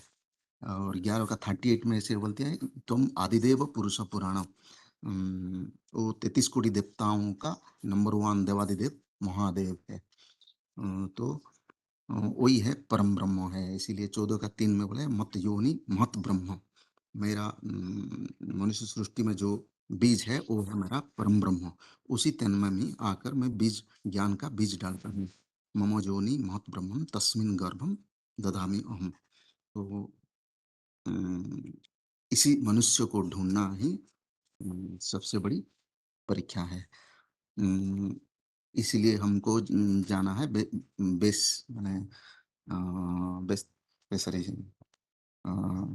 अव्यक्तम व्यक्तिम आपन्नम मन्यन्ते मम अबुद्धया। मैं निराकार जो मनुष्य तन में आता हूँ, माने कृष्ण वाली आत्मा की तन में जो आता हूँ, अव्यक्तम व्यक्तिम आपन्नम मन्यन्ते मम अबुद्धया। दो जो लिटिल नॉलेज, माने कम बुद्धि वाले, स्वल्प बुद्धि वाले ब्रह्मा की तन में ही परमानेंट समझते हैं। और मैं जो मुकर्रर रत में जो टेम्पररी रत सदगुरु का पाठ बजाता हूँ, उसी तन को कोई भी नहीं पहचान पाते। इसलिए बोलते हैं कि अव्यक्तम व्यक्तिम आपन्नम मन्यन्ते माम अबुद्धय परम भावम अजानन्ति मम अव्ययम अनुत्तमम। तो हमको पहचानना है वो जो सदगुरु पाठ बजाने वाला मुकर्रर रत को पहचानना है। इसीलिए अव्यक्त वाणी में इंडिकेशन दिया है कि फरुखाबाद का वो मालिक को मानते हैं। उत्तर प्रदेश में जो फरुखाबाद, कंपिल सारी तीर्थों का भंजा है। कंपिल नगर में सारी माने पतितम कामी कांटे में ही आते हैं और गंदी गांव के एरिया में ही आते हैं। तो इसका इंडिकेशन में हम उत्तर प्रदेश का फरुखाबाद का कंपिल में जो हमारा बाप का घर है, घर का घर भी है। और आपके साथ और भी एक फोन अनम्यूट था, उन्हें बोलने नहीं दिया। हाँ जी दीदी, ऐसा ना जो दोनों भाई को जी बोला मिलके कि वास्तव भगवान में आया हुआ टॉपिक है। पूरा करना है। हाँ जी हाँ जी भाई जी ने ये बात बताया कि भगवान आया है इस पतित तन में। इसके लिए भगवान ने गीता में बोला है कि मैं किस में आता हूँ, तो बोला है इदम शरीरम कौन्तेय क्षेत्रम विधीयते। मैं आता हूँ उस अर्जुन रथ में। तो वो अर्जुन रथ का गायन भी भक्ति मार्ग में बहुत है, जो शास्त्र में कृष्ण ने अर्जुन को रथ को हाँका था। हम समझते हैं भगवान आके कृष्ण अर्जुन के रथ में वो सारथी के रूप में, लेकिन वो ज्ञान की बात थी। इसीलिए ही भगवान बोलते हैं मैं आकर तुमको ज्ञान देता हूँ। तो मैं आता हूँ तो ज्ञान देता हूँ, मैं आऊंगा तो फिर तुमको कैसे पता पड़ता है कि मैं आया हूँ? मैं आया तो इस संसार में आया तो फिर मनुष्य तो ऐसा बोलते हैं, अनेक को भगवान मानते हैं, तो भगवान को कैसे मानते हैं? इसीलिए वो आकर बताते हैं कि पहले उनको ही परिचय देता है, वो आकर उनका परिचय देता है। इसीलिए गीता में बोला स्वयं एव आत्मा आत्मानम व्याख्यातम पुरुषोत्तमम भूत भावना भूतेषु देव देव जगतपते। मैं आकर मेरा परिचय मैं स्वयं देता हूँ। इसीलिए हमको क्या करना है? आज हम भगवान को न जानने के कारण हम दुखी है, अशांति है, रोगी है, भोगी है, और इधर ढूंढते हैं, अनेक जगह ढूंढते हैं। तो भगवान आकर बोलते हैं मैं आकर तुमको एक में ठिकाना लगाता हूँ। इसीलिए गीता का 18:66 में बोला है सर्वधर्मन परित्याज्य मामेकम शरणं व्रज हम तो सर्व पापेभ्यो मुच्यते महासुचा। इसीलिए आज हम भगवान कृष्ण को, राम को, इधर उधर सबको ढूंढते ढूंढते हमारे हालत पतित और बदतर हो गया है। इसीलिए भगवान बोलते अब सबको त्याग दो। इससे भी हमारा एक साबित होता है, अभी भगवान आके ही बोलता है। तो भगवान आकर क्या बोलता है? मैं परम ब्रह्मा हूँ।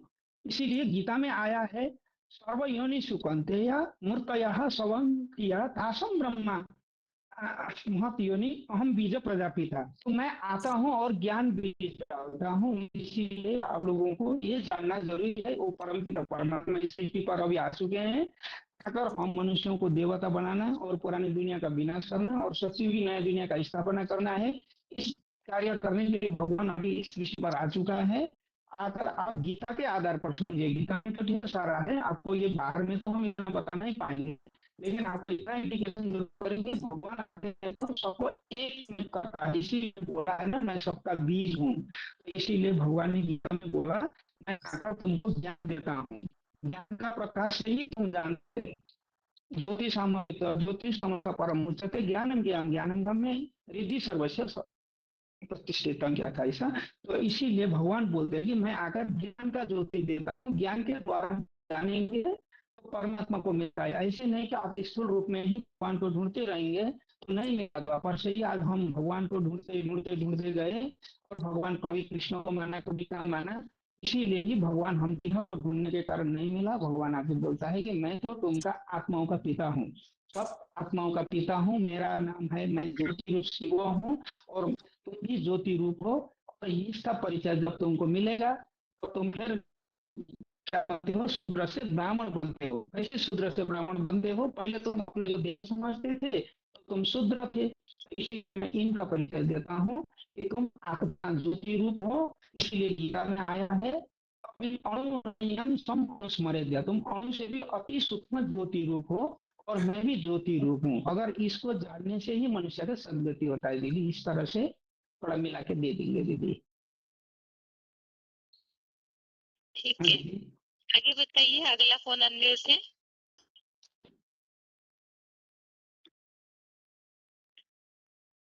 बताइए, डायलिंग नंबर से 2 फोन अनम्यूट है। हाँ जी, रोल नंबर बताइए। 2 फोन अनम्यूट है। 29768।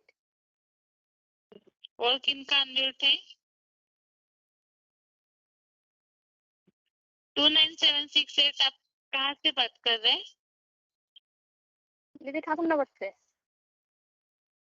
ठीक है, और एक फोन अनम्यूट है, बताइए। 13670। बताइए। Hello hello. हाँ जी,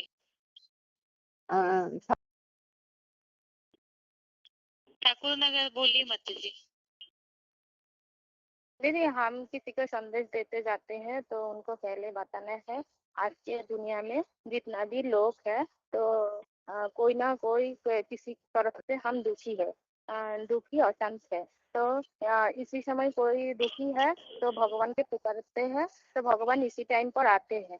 क्योंकि गीता में बोला जब जब धर्म की ग्लानि होता है, अधर्म बढ़ जाती है, तब भगवान आते हैं। तो भगवान क्यों आते हैं? सावित्री के परित्राण और पापीদের विनाश करने के लिए आया है। और भगवान कलियुग के अंत में आते हैं क्योंकि कलियुग की अंत में सर्वधर्म होती है। गीता में आया है 18 नंबर श्लोक में आया है सर्वधर्मन परित्यज्य मामेकं शरणं व्रज। यानी इस कलियुग अंत में ही सब धर्म होती है और भगवान आकर कलियुग में अंत में आकर सतयुग की स्थापना करती है। तो भगवान जिस तरह दुनिया में जितना भी बच्चा होती है तो उनका परिचय वो तो जब तक उनका माता पिता उनको परिचय नहीं देता है तब तक वो उनकी माता पिता के बारे में जान नहीं सकते। उसी तरह हम तो सब जितना लोग है सब तो परम पिता परमात्मा का संतान हो। तो जब तक परम पिता आकर सृष्टि पर आकर उनका परिचय नहीं देता है तब तक हम उनको जान नहीं सकते। इसलिए 10 अध्याय 10 का नंबर श्लोक में आया है स्वयमेव आत्मनम आत्मनम वेदत्तम पुरुषोत्तम बुद्ध भावेन बुद्ध देव जगत। तो भगवान आकर स्वयं आकर भगवान का परिचय देते हैं। और भी बोला है भगवान ने बोला मेरे को ना देवता जानते हैं ना मुनि ऋषि विद्वान पंडित आदि क्योंकि मैं उनका आदि हूँ। इसलिए 10 का 2 में आया है न मैं विदु शिरोगाना प्रभव न महर्ष यानी मेरे को परिचय मैं सिवा कोई दे नहीं सकते। तो आप जानकारी ऐसी भगवान किसमें आया है कौन सा कथन में आया है इसको जानकारी हेतु आप आध्यात्मिक स्तरीय विद्यालय से संपर्क करें। हेलो हाँ जी भगवान आते हैं कि ज्ञान की रोशनी देते हैं। तम सोमा ज्योतिर्गमय सोमा अमृतंगमय। तो भगवान जब आते हैं जब चारों तरफ अंधेरा ही अंधेरा अज्ञान अंधेरा फैल जाता चारों तरफ गुरु जो बोलते हैं भगवान सर्वव्यापी है परंतु भगवान तो सर्वव्यापी नहीं है। ऐसी ग्लानि के टाइम पे भगवान आते हैं और नई दुनिया की स्थापना करते हैं। सज्जनों की रक्षा करते हैं दुष्टों का विनाश करते हैं। सब धर्मानु परिजते नाम शरण बद्ध। भगवान कहते सब धर्मों को छोड़ के मेरी शरण में आ जाओ तो तुम्हें सब पापों से मुक्त कर दूंगा। तो ये समय यही है संगम का जब भगवान इस सृष्टि पर आते हैं और सज्जनों की रक्षा करते हैं दुष्टों का विनाश करते हैं। 5000 वर्ष की सृष्टि रखते हैं भगवान इससे ज्यादा नहीं। और गुरुओं ने अज्ञान फैला हुआ है लाखों वर्ष की सृष्टि। तो भगवान आए हुए हैं और 5000 वर्ष की सृष्टि इस टाइम रच रही है उसकी शूटिंग अब हो रही है। ओम शांति। हेलो आगे बताइए अगले फोन अनम्यूट थे। हाँ जी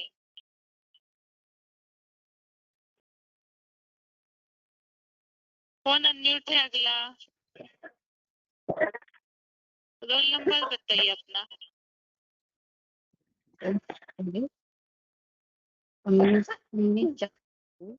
आगरा मतलब रोल नंबर और मधुबन बताइए अपना। 19,423।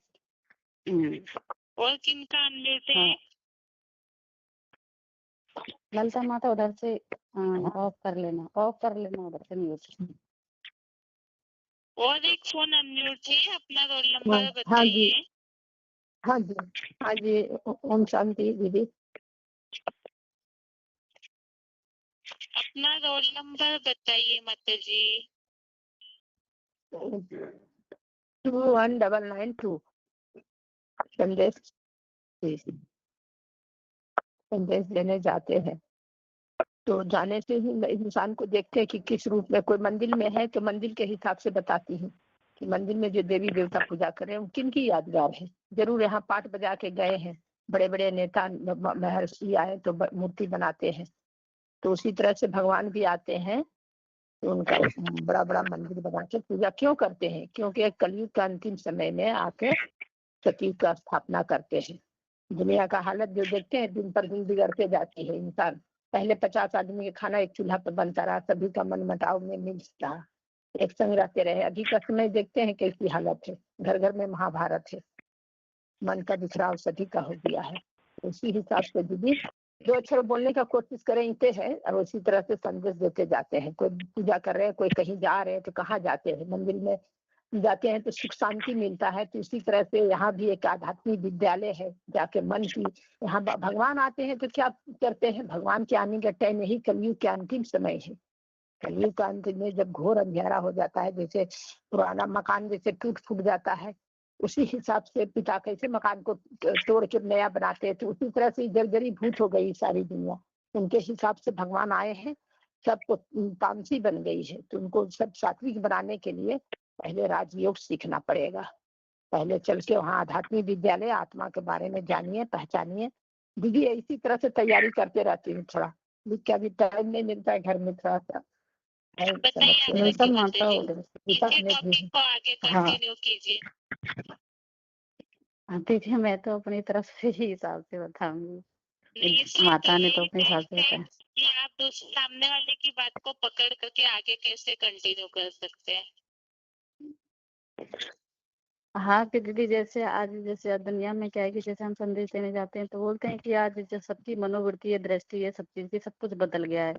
सब मतलब आपस में लड़ रहे हैं, झगड़ रहे हैं, धर्मों के ऊपर, ग्रह क्लेश, सबकी मेंटेलिटी सबकी खराब हो गई है। तो मतलब इस तरह से सबकी वैचारिक दृष्टि ही खराब हो गई है। तो भगवान ने बोला है कि मैं आता हूँ, जब सभी संसार की जब अधोगति में चला जाता है तब मुझे आना पड़ता है। तो आने के बाद में क्या है कि ये कहते हैं कि मया ततेदम सर्व जगत अव्यक्त मूर्ता नाम है तो नन कौनते जगत बढ़ते थे। यानी जब मैं आता हूँ, आने के बावजूद इस सृष्टि को चेंज करता हूँ। इससे ये क्या चल रहा है, कलयुग। कलयुग यानी कलह कलेश का युग, जिसमें आज इतनी भक्ति भावना होने के बावजूद भी भक्ति खूब बढ़ रही है। सभी इतने धर्म गुरु बैठे हैं, धर्म पिताएं आए द्वापर से, लेकिन किसी ने मतलब इस सृष्टि को चेंज नहीं किया और ही मतलब इसका पतन होता चला गया। लेकिन इस सृष्टि को चेंज करने के लिए कि भगवान ही है जो सृष्टि को चेंज कर सकता है, ये किसी साधु महात्माओं के बस में नहीं है। तो भगवान आकर के क्या बोलते हैं कि मैं जब आता हूँ तो तुम्हें अपना खुद का ही नहीं पता है कि तुम कौन हो। तुम खुद अपने सत्य प्रियतम स्वर्ग बोला है, स्वर्ग माना अपने स्वयं माने अपने खुद की आत्मा के लिए बोला गया है, क्योंकि तुम ये शरीर नहीं, तुम देह नहीं, तुम एक आत्मा हो।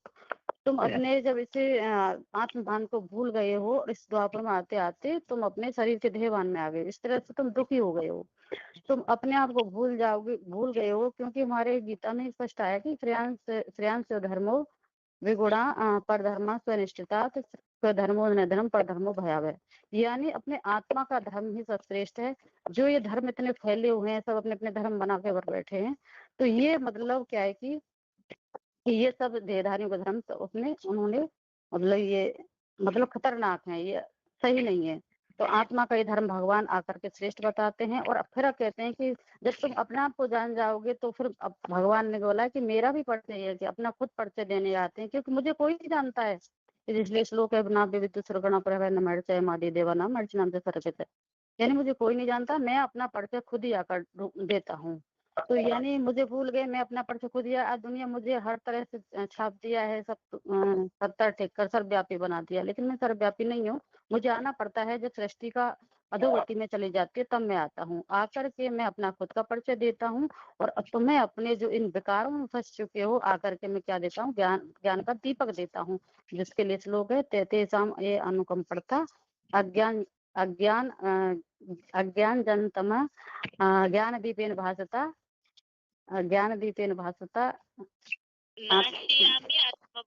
थोड़ा गलत याद हो गया दीदी। हाँ भासता यानी ज्ञान का दीपक, हाँ ज्ञान का दीपक आकर के देता हूँ। आकर के जब अपने तुम ज्ञान अपने आप को जान जाते हो, मुझे जान जाते हो, जिसके लिए कहते हैं ना भगवान मैं आता हूँ तो एक साधारण तन में आता हूँ, जिसे मूढ़मती लोग मुझे नहीं पहचान पाते, जो 9 का 11 श्लोक से बता सकते हैं।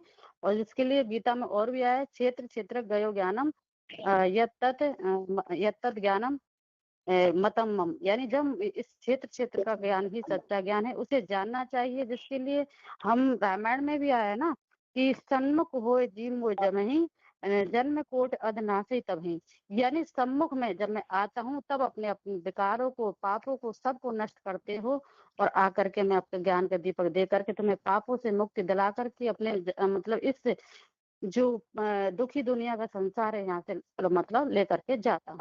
तो इसलिए भगवान को जानना, पहचानना, सम्मुख में कैसे आए हुए हैं उनको हमें जानना चाहिए। इसके जानने के लिए तुम्हें अपने जो भगवान सृष्टि पर आए हुए हैं उनका ज्ञान हमें समझना होगा, क्योंकि बिना ज्ञान के हम भगवान को जान ही नहीं सकते। क्यों? कल भाई ने बोला था कि आज एक भाई ने कल सेवा में गए थे तो भाई ने बोला था कि आज सबकी वैचारिक दृष्टि है जो बदल गई है, कि मतलब उसी वैचारिक दृष्टि को बदलने के लिए तो भगवान स्वयं आया हुआ है ना, कि सबकी मनोवृत्ति बदल गई है। तो इस तरह से मनोवृत्ति को बदलने के लिए भगवान स्वयं आते हैं, आकर के हमें इस संसार दुखी संसार से उठाकर ले जाते हैं। जी थोड़ा सा बता सकते हैं। ठीक है अंजलि।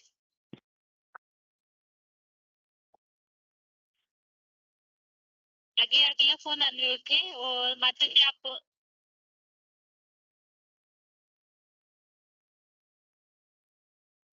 इनका फोन अनम्यूट हो रहा है। माता जी आप दोनों के लिए टॉपिक ये है, कोई ऐसे लोग हैं जिन्हें ज्ञान की सुख शांति की कोई आवश्यकता नहीं, वो बस ऐसे मान्यता रखते हैं कि जो आते हैं जीवन मरण चलते रहता है, सुख शांति चलते रहती है, इसलिए हमें अलग से कोई प्रयास करने की आवश्यकता नहीं है। दोनों को कन्विंस करना है कि उस व्यक्ति को आप किस तरह से बताएंगे। उन्हें भक्ति से भी मतलब नहीं है, कोई धन संपत्ति भी नहीं चाहिए, सुख शांति भी नहीं चाहिए, एकदम न्यू स्टेज में जीवन जी रहे, बस जी रहे हैं सभी इसीलिए जी रहे, ऐसे मेंटेलिटी वाले हैं। तो ऐसों को आप क्या बोलकर कन्विंस करेंगे? हेलो 89671438 हेलो प्रश्न सुने ना माता जी आप सुनो। दीदी सुनिए सुनिए। हाँ जी। के पास तन मन धन सारी सुबत्ता है, संपत्ति है, लेकिन उसके पास सुख शांति होते हुए भी वह भौतिक सुख शांति है। किसी के पास भी भौतिक वस्तुएं होती है तो उसका आत्मा शांति में रहता है, ऐसी बात कोई है नहीं। ऐसे बहुत सारे लोग हैं जिनको नींद नहीं आती या दवाई लेनी पड़ती है, या सारा धन होते हुए भी उनको खाने में परेशानी है, या अगर कोई डायबिटिक है तो उनको आहार में परेशानी है। तो कोई न कोई कमी हर एक में होती है, या तो तन से, या तो मन से, या तो धन से। कोई को मानसिक टेंशन होता है। तो सारी बात जो है वो मानसिक टेंशन की, तो गीता में तो वही बोला है मन मना भव मंत्र। भगवान का जो कनेक्शन है वह हमारे मन से, ना हमारे धन से ना तन से। भगवान ने कहा है कि मुझे याद करो। याद करो माना मन से याद करने की बात है। भगवान कोई ऐसी स्थूल चीज है ही नहीं। जैसे आपका मन है वह कोई स्थूल चीज नहीं है, वह भी एक सूक्ष्म चीज है।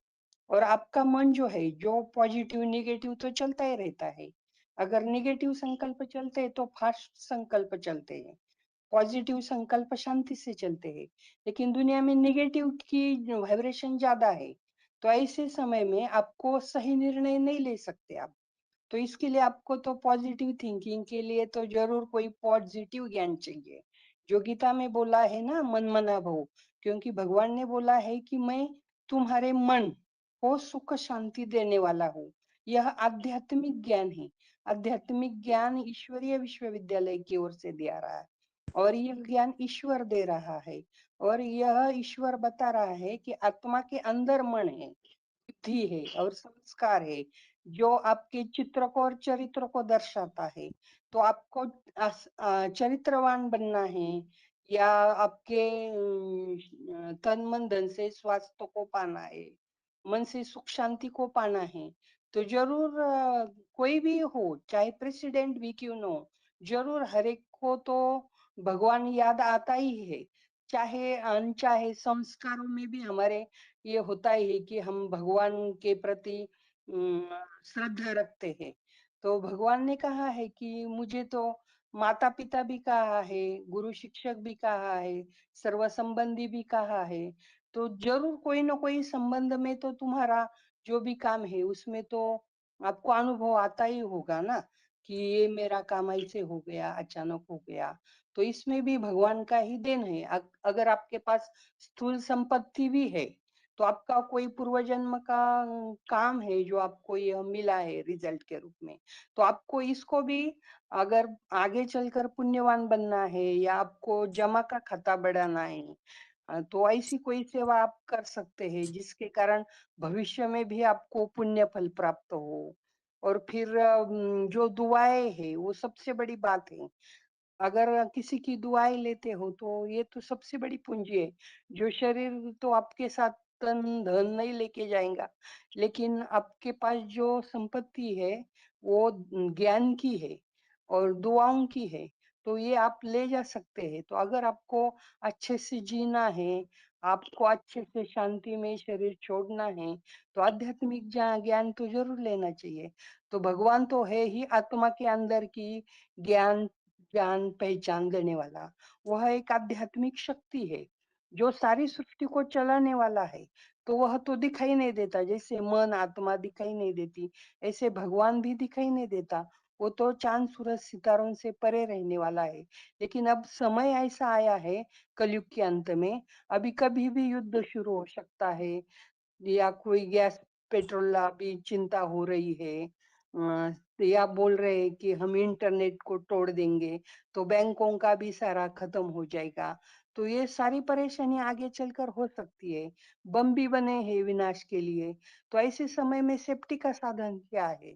स्थूल बातें तो विनाशकारी है, लेकिन सूक्ष्म बातें जो है वो हम अपने साथ ले जा सकते हैं।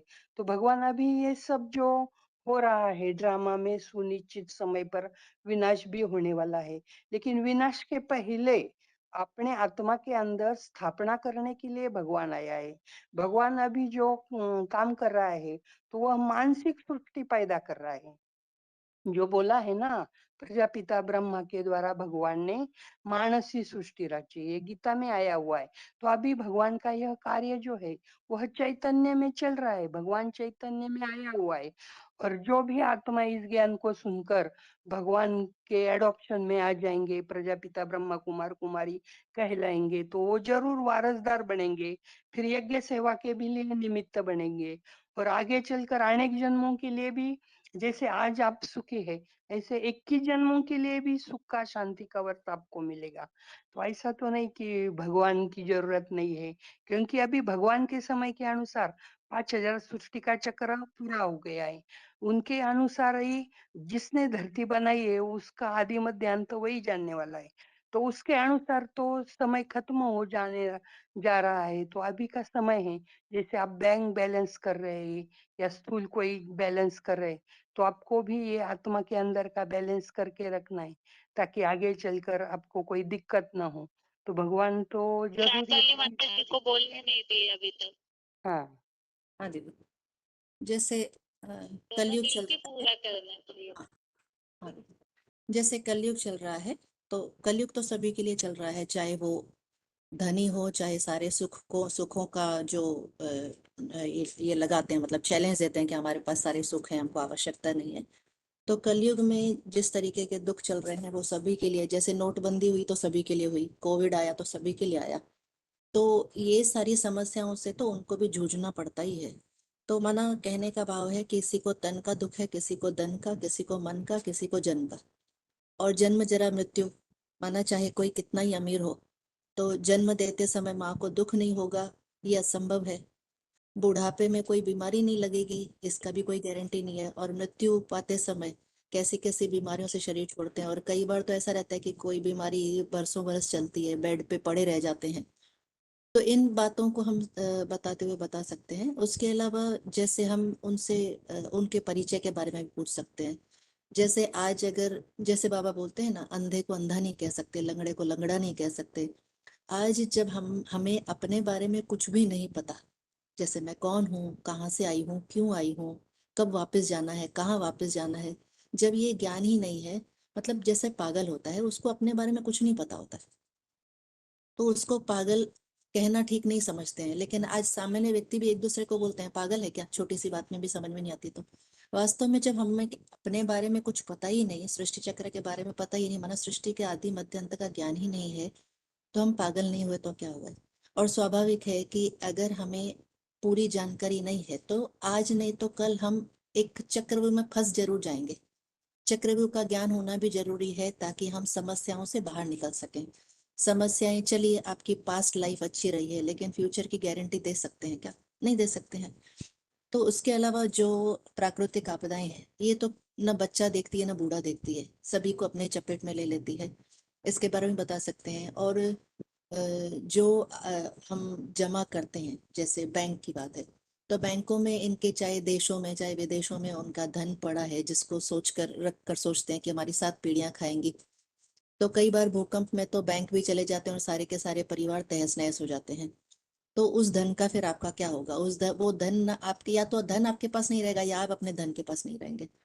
तो इसमें हम सृष्टि के चक्र के बारे में बता सकते हैं थोड़ा, कि सृष्टि का चक्र कैसे चलता है। जैसे हमारे घरों में, सबके घरों में 12 घंटे की, 24 घंटे की घड़ी तो है, लेकिन एक बड़ी घड़ी है सृष्टि के चक्र की, उसके बारे में भी हमको जानकारी रखनी है। जैसे हमारे बड़े बुजुर्ग कहते हैं, अरे हमारे जमाने में तो इतने में अनाज मिल जाता था, हमारे जमाने में इतने में सोना मिल जाता था, हमारे जमाने में तो ऐसे हुआ करता था।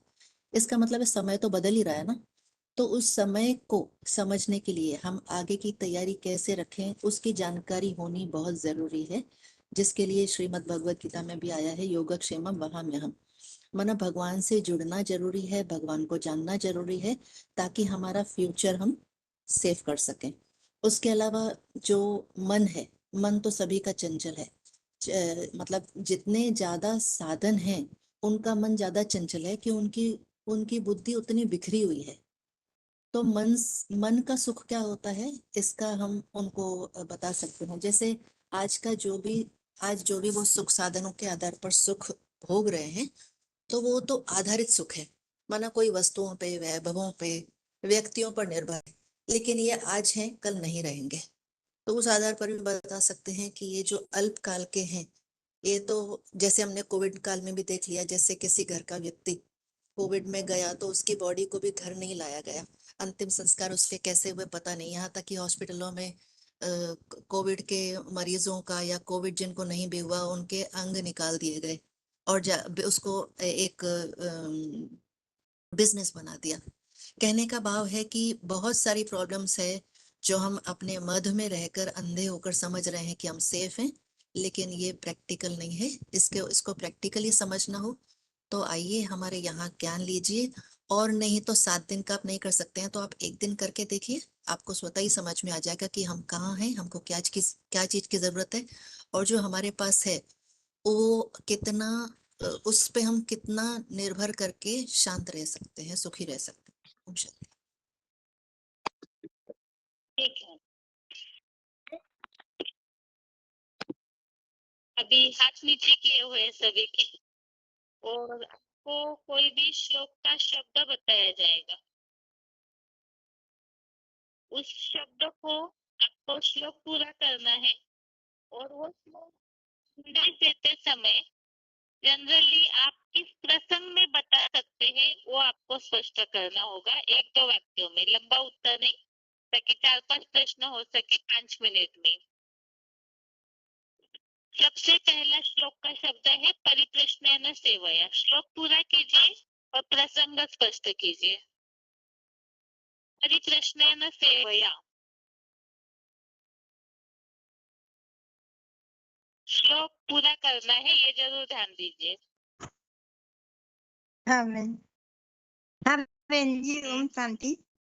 बहन प्रश्न का जो भी प्रश्न उत्तर है उसका समाधान करना चाहिए, जो भी प्रश्न आए मन में। तो इसीलिए कहा परिप्रश्न सेवया।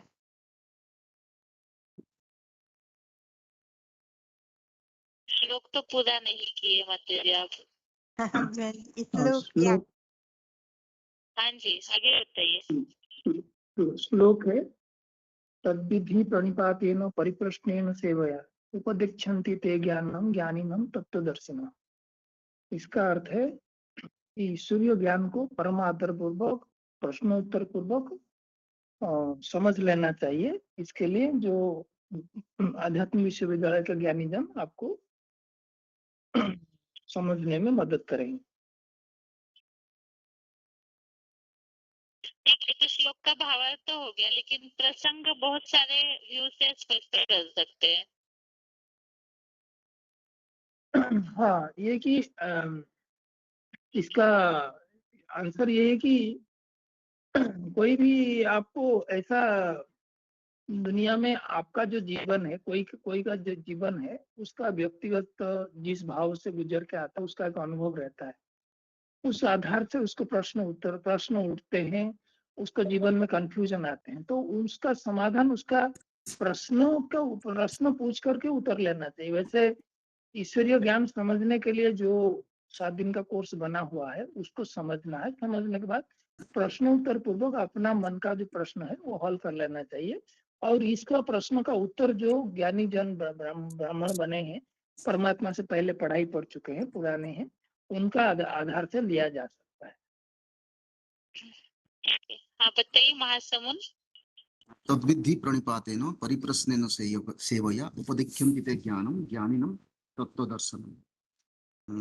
भगवान जो अभी जो साकार तन में आया हुआ है वो ज्ञान का सागर है, ज्ञान का भंडार है। तो सारा सृष्टि का राज, जो कुछ भी डाउट है हम उसको आदर पूर्वक पूछकर उसका समाधान लेना चाहिए।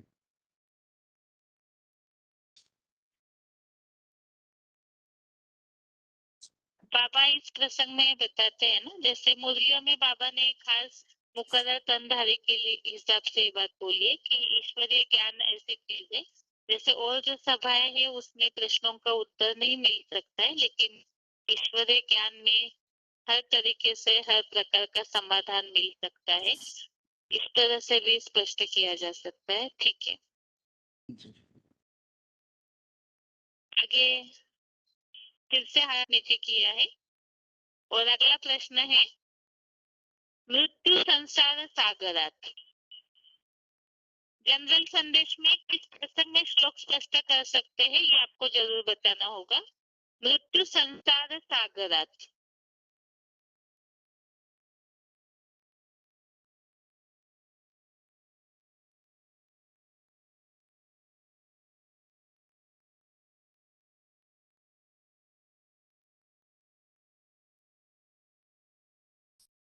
ओम बताइए शांति। बताइए, फोन अनम्यूट किया है। ऐसा हाँ जी, महान हाँ, समुद्र, इसको कहा ऐसा गया महान तो संसार सागर अच्छा भवानी नचरात्मर्थम नंबर याद नहीं, यज्ञ लेकिन ऐसा महंग समुद्रतंग मृत्यु संसार सागरात भवामी नचरात्मर्थ मया विषयते सम, ये बार का साथ है। इसका मतलब यही है, हम इसी परिप्रेक्ष्य में हम ये बता सकते हैं कि जो अभी जो ये जो मृत्यु संसार है ना, जो मृत्यु संसार सागर है, और इसी से जिसको हम विश्व वैतरणी भी कहते हैं, इस विश्व वैतरणी सागर से निकल करके भगवान का आकर हमको ईश्वरीय ज्ञान देके हमको फिर क्षीर सागर में ले जाते हैं। क्षीर सागर माना सुख की दुनिया, और विशेष सागर मतलब मृत्यु संसार माना दुख की दुनिया। हम दुख की दुनिया में जीते हैं और हम चाहते हैं कि जी इस दुनिया में नहीं चाहिए, हम और एक ऐसी दुनिया में जाना चाहते हैं जिसमें जहाँ पर कोई दुख ही दुख न हो। लेकिन ये तो भगवान का काम है, लेकिन भगवान आकर के हमको ज्ञान द्वारा ये संदेश हम दिया, अभी हमको मैंने हमारा संसार सब दूर करते हैं, इसलिए ज्ञान का महिमा बताया कि तब जो ज्ञान ज्ञान बिना ज्ञान ही ज्ञान से पवित्र जीवन है और कुछ नहीं है। चार का अर्थ में जो बताया है, इस बारे में हम बढ़ सकते हैं। ओम शांति। हेलो।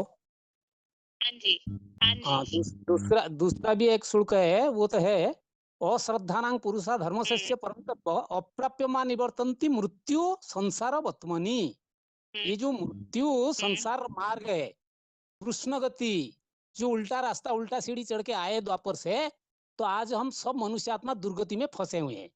तो यहाँ से उद्धार होने के लिए क्या करना चाहिए ना, ये में मतमिदम नित्य अनुष्ठितंति मानवा श्रद्धावन्तु अंशुयन्तु मुच्यते तेऽपि कर्म भी। तो कर्म बंधन से मुक्ति होने के लिए श्रद्धा विश्वास भगवान साकार मुकर के तन प्रति 100% चाहिए। यदि अश्रद्धा रहेगा, अविश्वास रहेगा, तो आप ये मृत्यु संसार सागर से पार नहीं हो पाओगे। ये बात हम रख सकते हैं।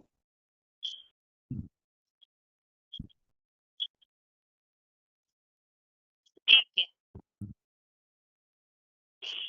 अगला प्रश्न है, तथा तवामि नरलोक वीरा विशन्ति वक्त्राणि अभिविज्वलन्ति। श्लोक का आधा हिस्सा बताया है, तथा तवामि नरलोक वीरा विशन्ति वक्त्राणि अभिविज्वलन्ति।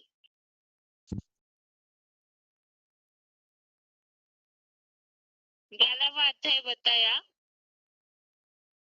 11वें अध्याय में से ये श्लोक है। प्रसंग वैसे बहुत स्पष्ट है इसमें।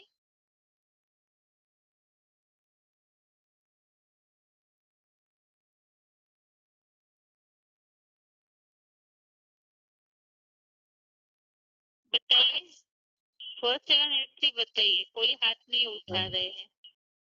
हाँ जी, क्या बाबू आवाज क्लियर नहीं आ रहा है, मैं तो ऐसे उठा दिया, और थोड़ा क्लियर करूँ। ये 11 अध्याय तो नरलोक का बिना लास्ट सुबह मुझे दीदी देख के बताऊंगी मैं। बताइए आगे। हाँ जी, बताइए बताइए। यथा नदीनां बहवः अम्बुवेगाः समुद्र एव अभिमुखा भ्रमन्ति तथा तव अमी नरलोक विशन्ति वक्त्राणि अभिविज्वलन्ति। इसमें नदियों के लिए जो बताया है कि सारी नदियां जैसे भगवान बाप जब प्रत्यक्ष होंगे, विराट रूप उनका प्रत्यक्ष होगा, तो सभी उनकी तरफ दौड़ेंगे, क्योंकि वो आकर्षण जो होगा वो अपने आप को कोई रोक नहीं पाएगा। वो सारे उनमें प्रवेश माना, चाहे वो सहयोग, चाहे विरोधी हैं, चाहे अवरोधी हैं, वो सभी ही उनकी तरफ खींचते हुए चले जाएंगे। हाँ, यही शुल्क है। ठीक है। हेलो। हाँ जी बताइए, और किनका? हाँ जी बताइए। हाँ, ये यथा नदीनां बहवः अम्बुवेगा समुद्रमेव अभिमुखा द्रवन्ति तथा एव यामी निरलोकवीरा विशन्ति वक्त्राणि अभिविज्वलन्ति। इसका अर्थ है, जो जैसे नदियों के जलधाराएं पर्वत शिखर से आकर के समुद्र की ओर धावना दौड़ते हैं, रुकते नहीं हैं। कोई कितना भी बाधा आता है, पहाड़ आता है, पर्वत आता है, कुछ आता है, वो रुकते नहीं। इसी तरीके से परमात्मा पाठ प्रत्यक्ष होने पर जितने भी विरोधी हैं, चाहे सफल पुरुषार्थी हैं, सब उस जो ज्ञान का जो प्रवाह है उसमें प्रभावित हो जाएंगे, उसी जलधारा में समाये जाएंगे। कोई विरोध में खड़ा नहीं हो सकता। परमात्मा पाठ जब प्रत्यक्ष होगा तो ज्ञान पूरा विकसित रूप में प्रत्यक्ष हो जाएगा। उसके लिए बड़े बड़े माइक निकल पड़ेंगे, बड़े बड़े धर्म नेता निकल पड़ेंगे, जिनका आवाज से चारों तरफ शोरगुल हो जाएगा। ठीक है माता जी। हाँ जी दीदी, यथा नदीनां बहवः अम्बुवेगा समुद्रम एव अभिमुखा द्रवन्ति तथा तव अमी नरलोकवीरा वसन्ति वक्त्राणि ज्वलन्ति। इसमें ना बाबा बताते हैं कि कोई लोग ऐसे हैं जो आज मान नहीं रहे ईश्वरीय ज्ञान को, या ईश्वर आए हुए हैं, तो उनको बता सकते हैं कि ऐसा टाइम आएगा कि सबको मानना ही पड़ेगा कि ईश्वर आ चुके। जैसे 500 1000 के नोट बंद हुए थे, तो जिन्होंने के रखे हुए थे उनको भी वो नोट बाहर निकालने ही पड़े। तो ऐसा टाइम आएगा, क्योंकि हट्टी तो एक ही है, सभी को मानना ही पड़ेगा कि ईश्वर आए हैं। तो ये उस समय के लिए है कि सभी को उस ईश्वर को मानना पड़ेगा आने वाले टाइम में।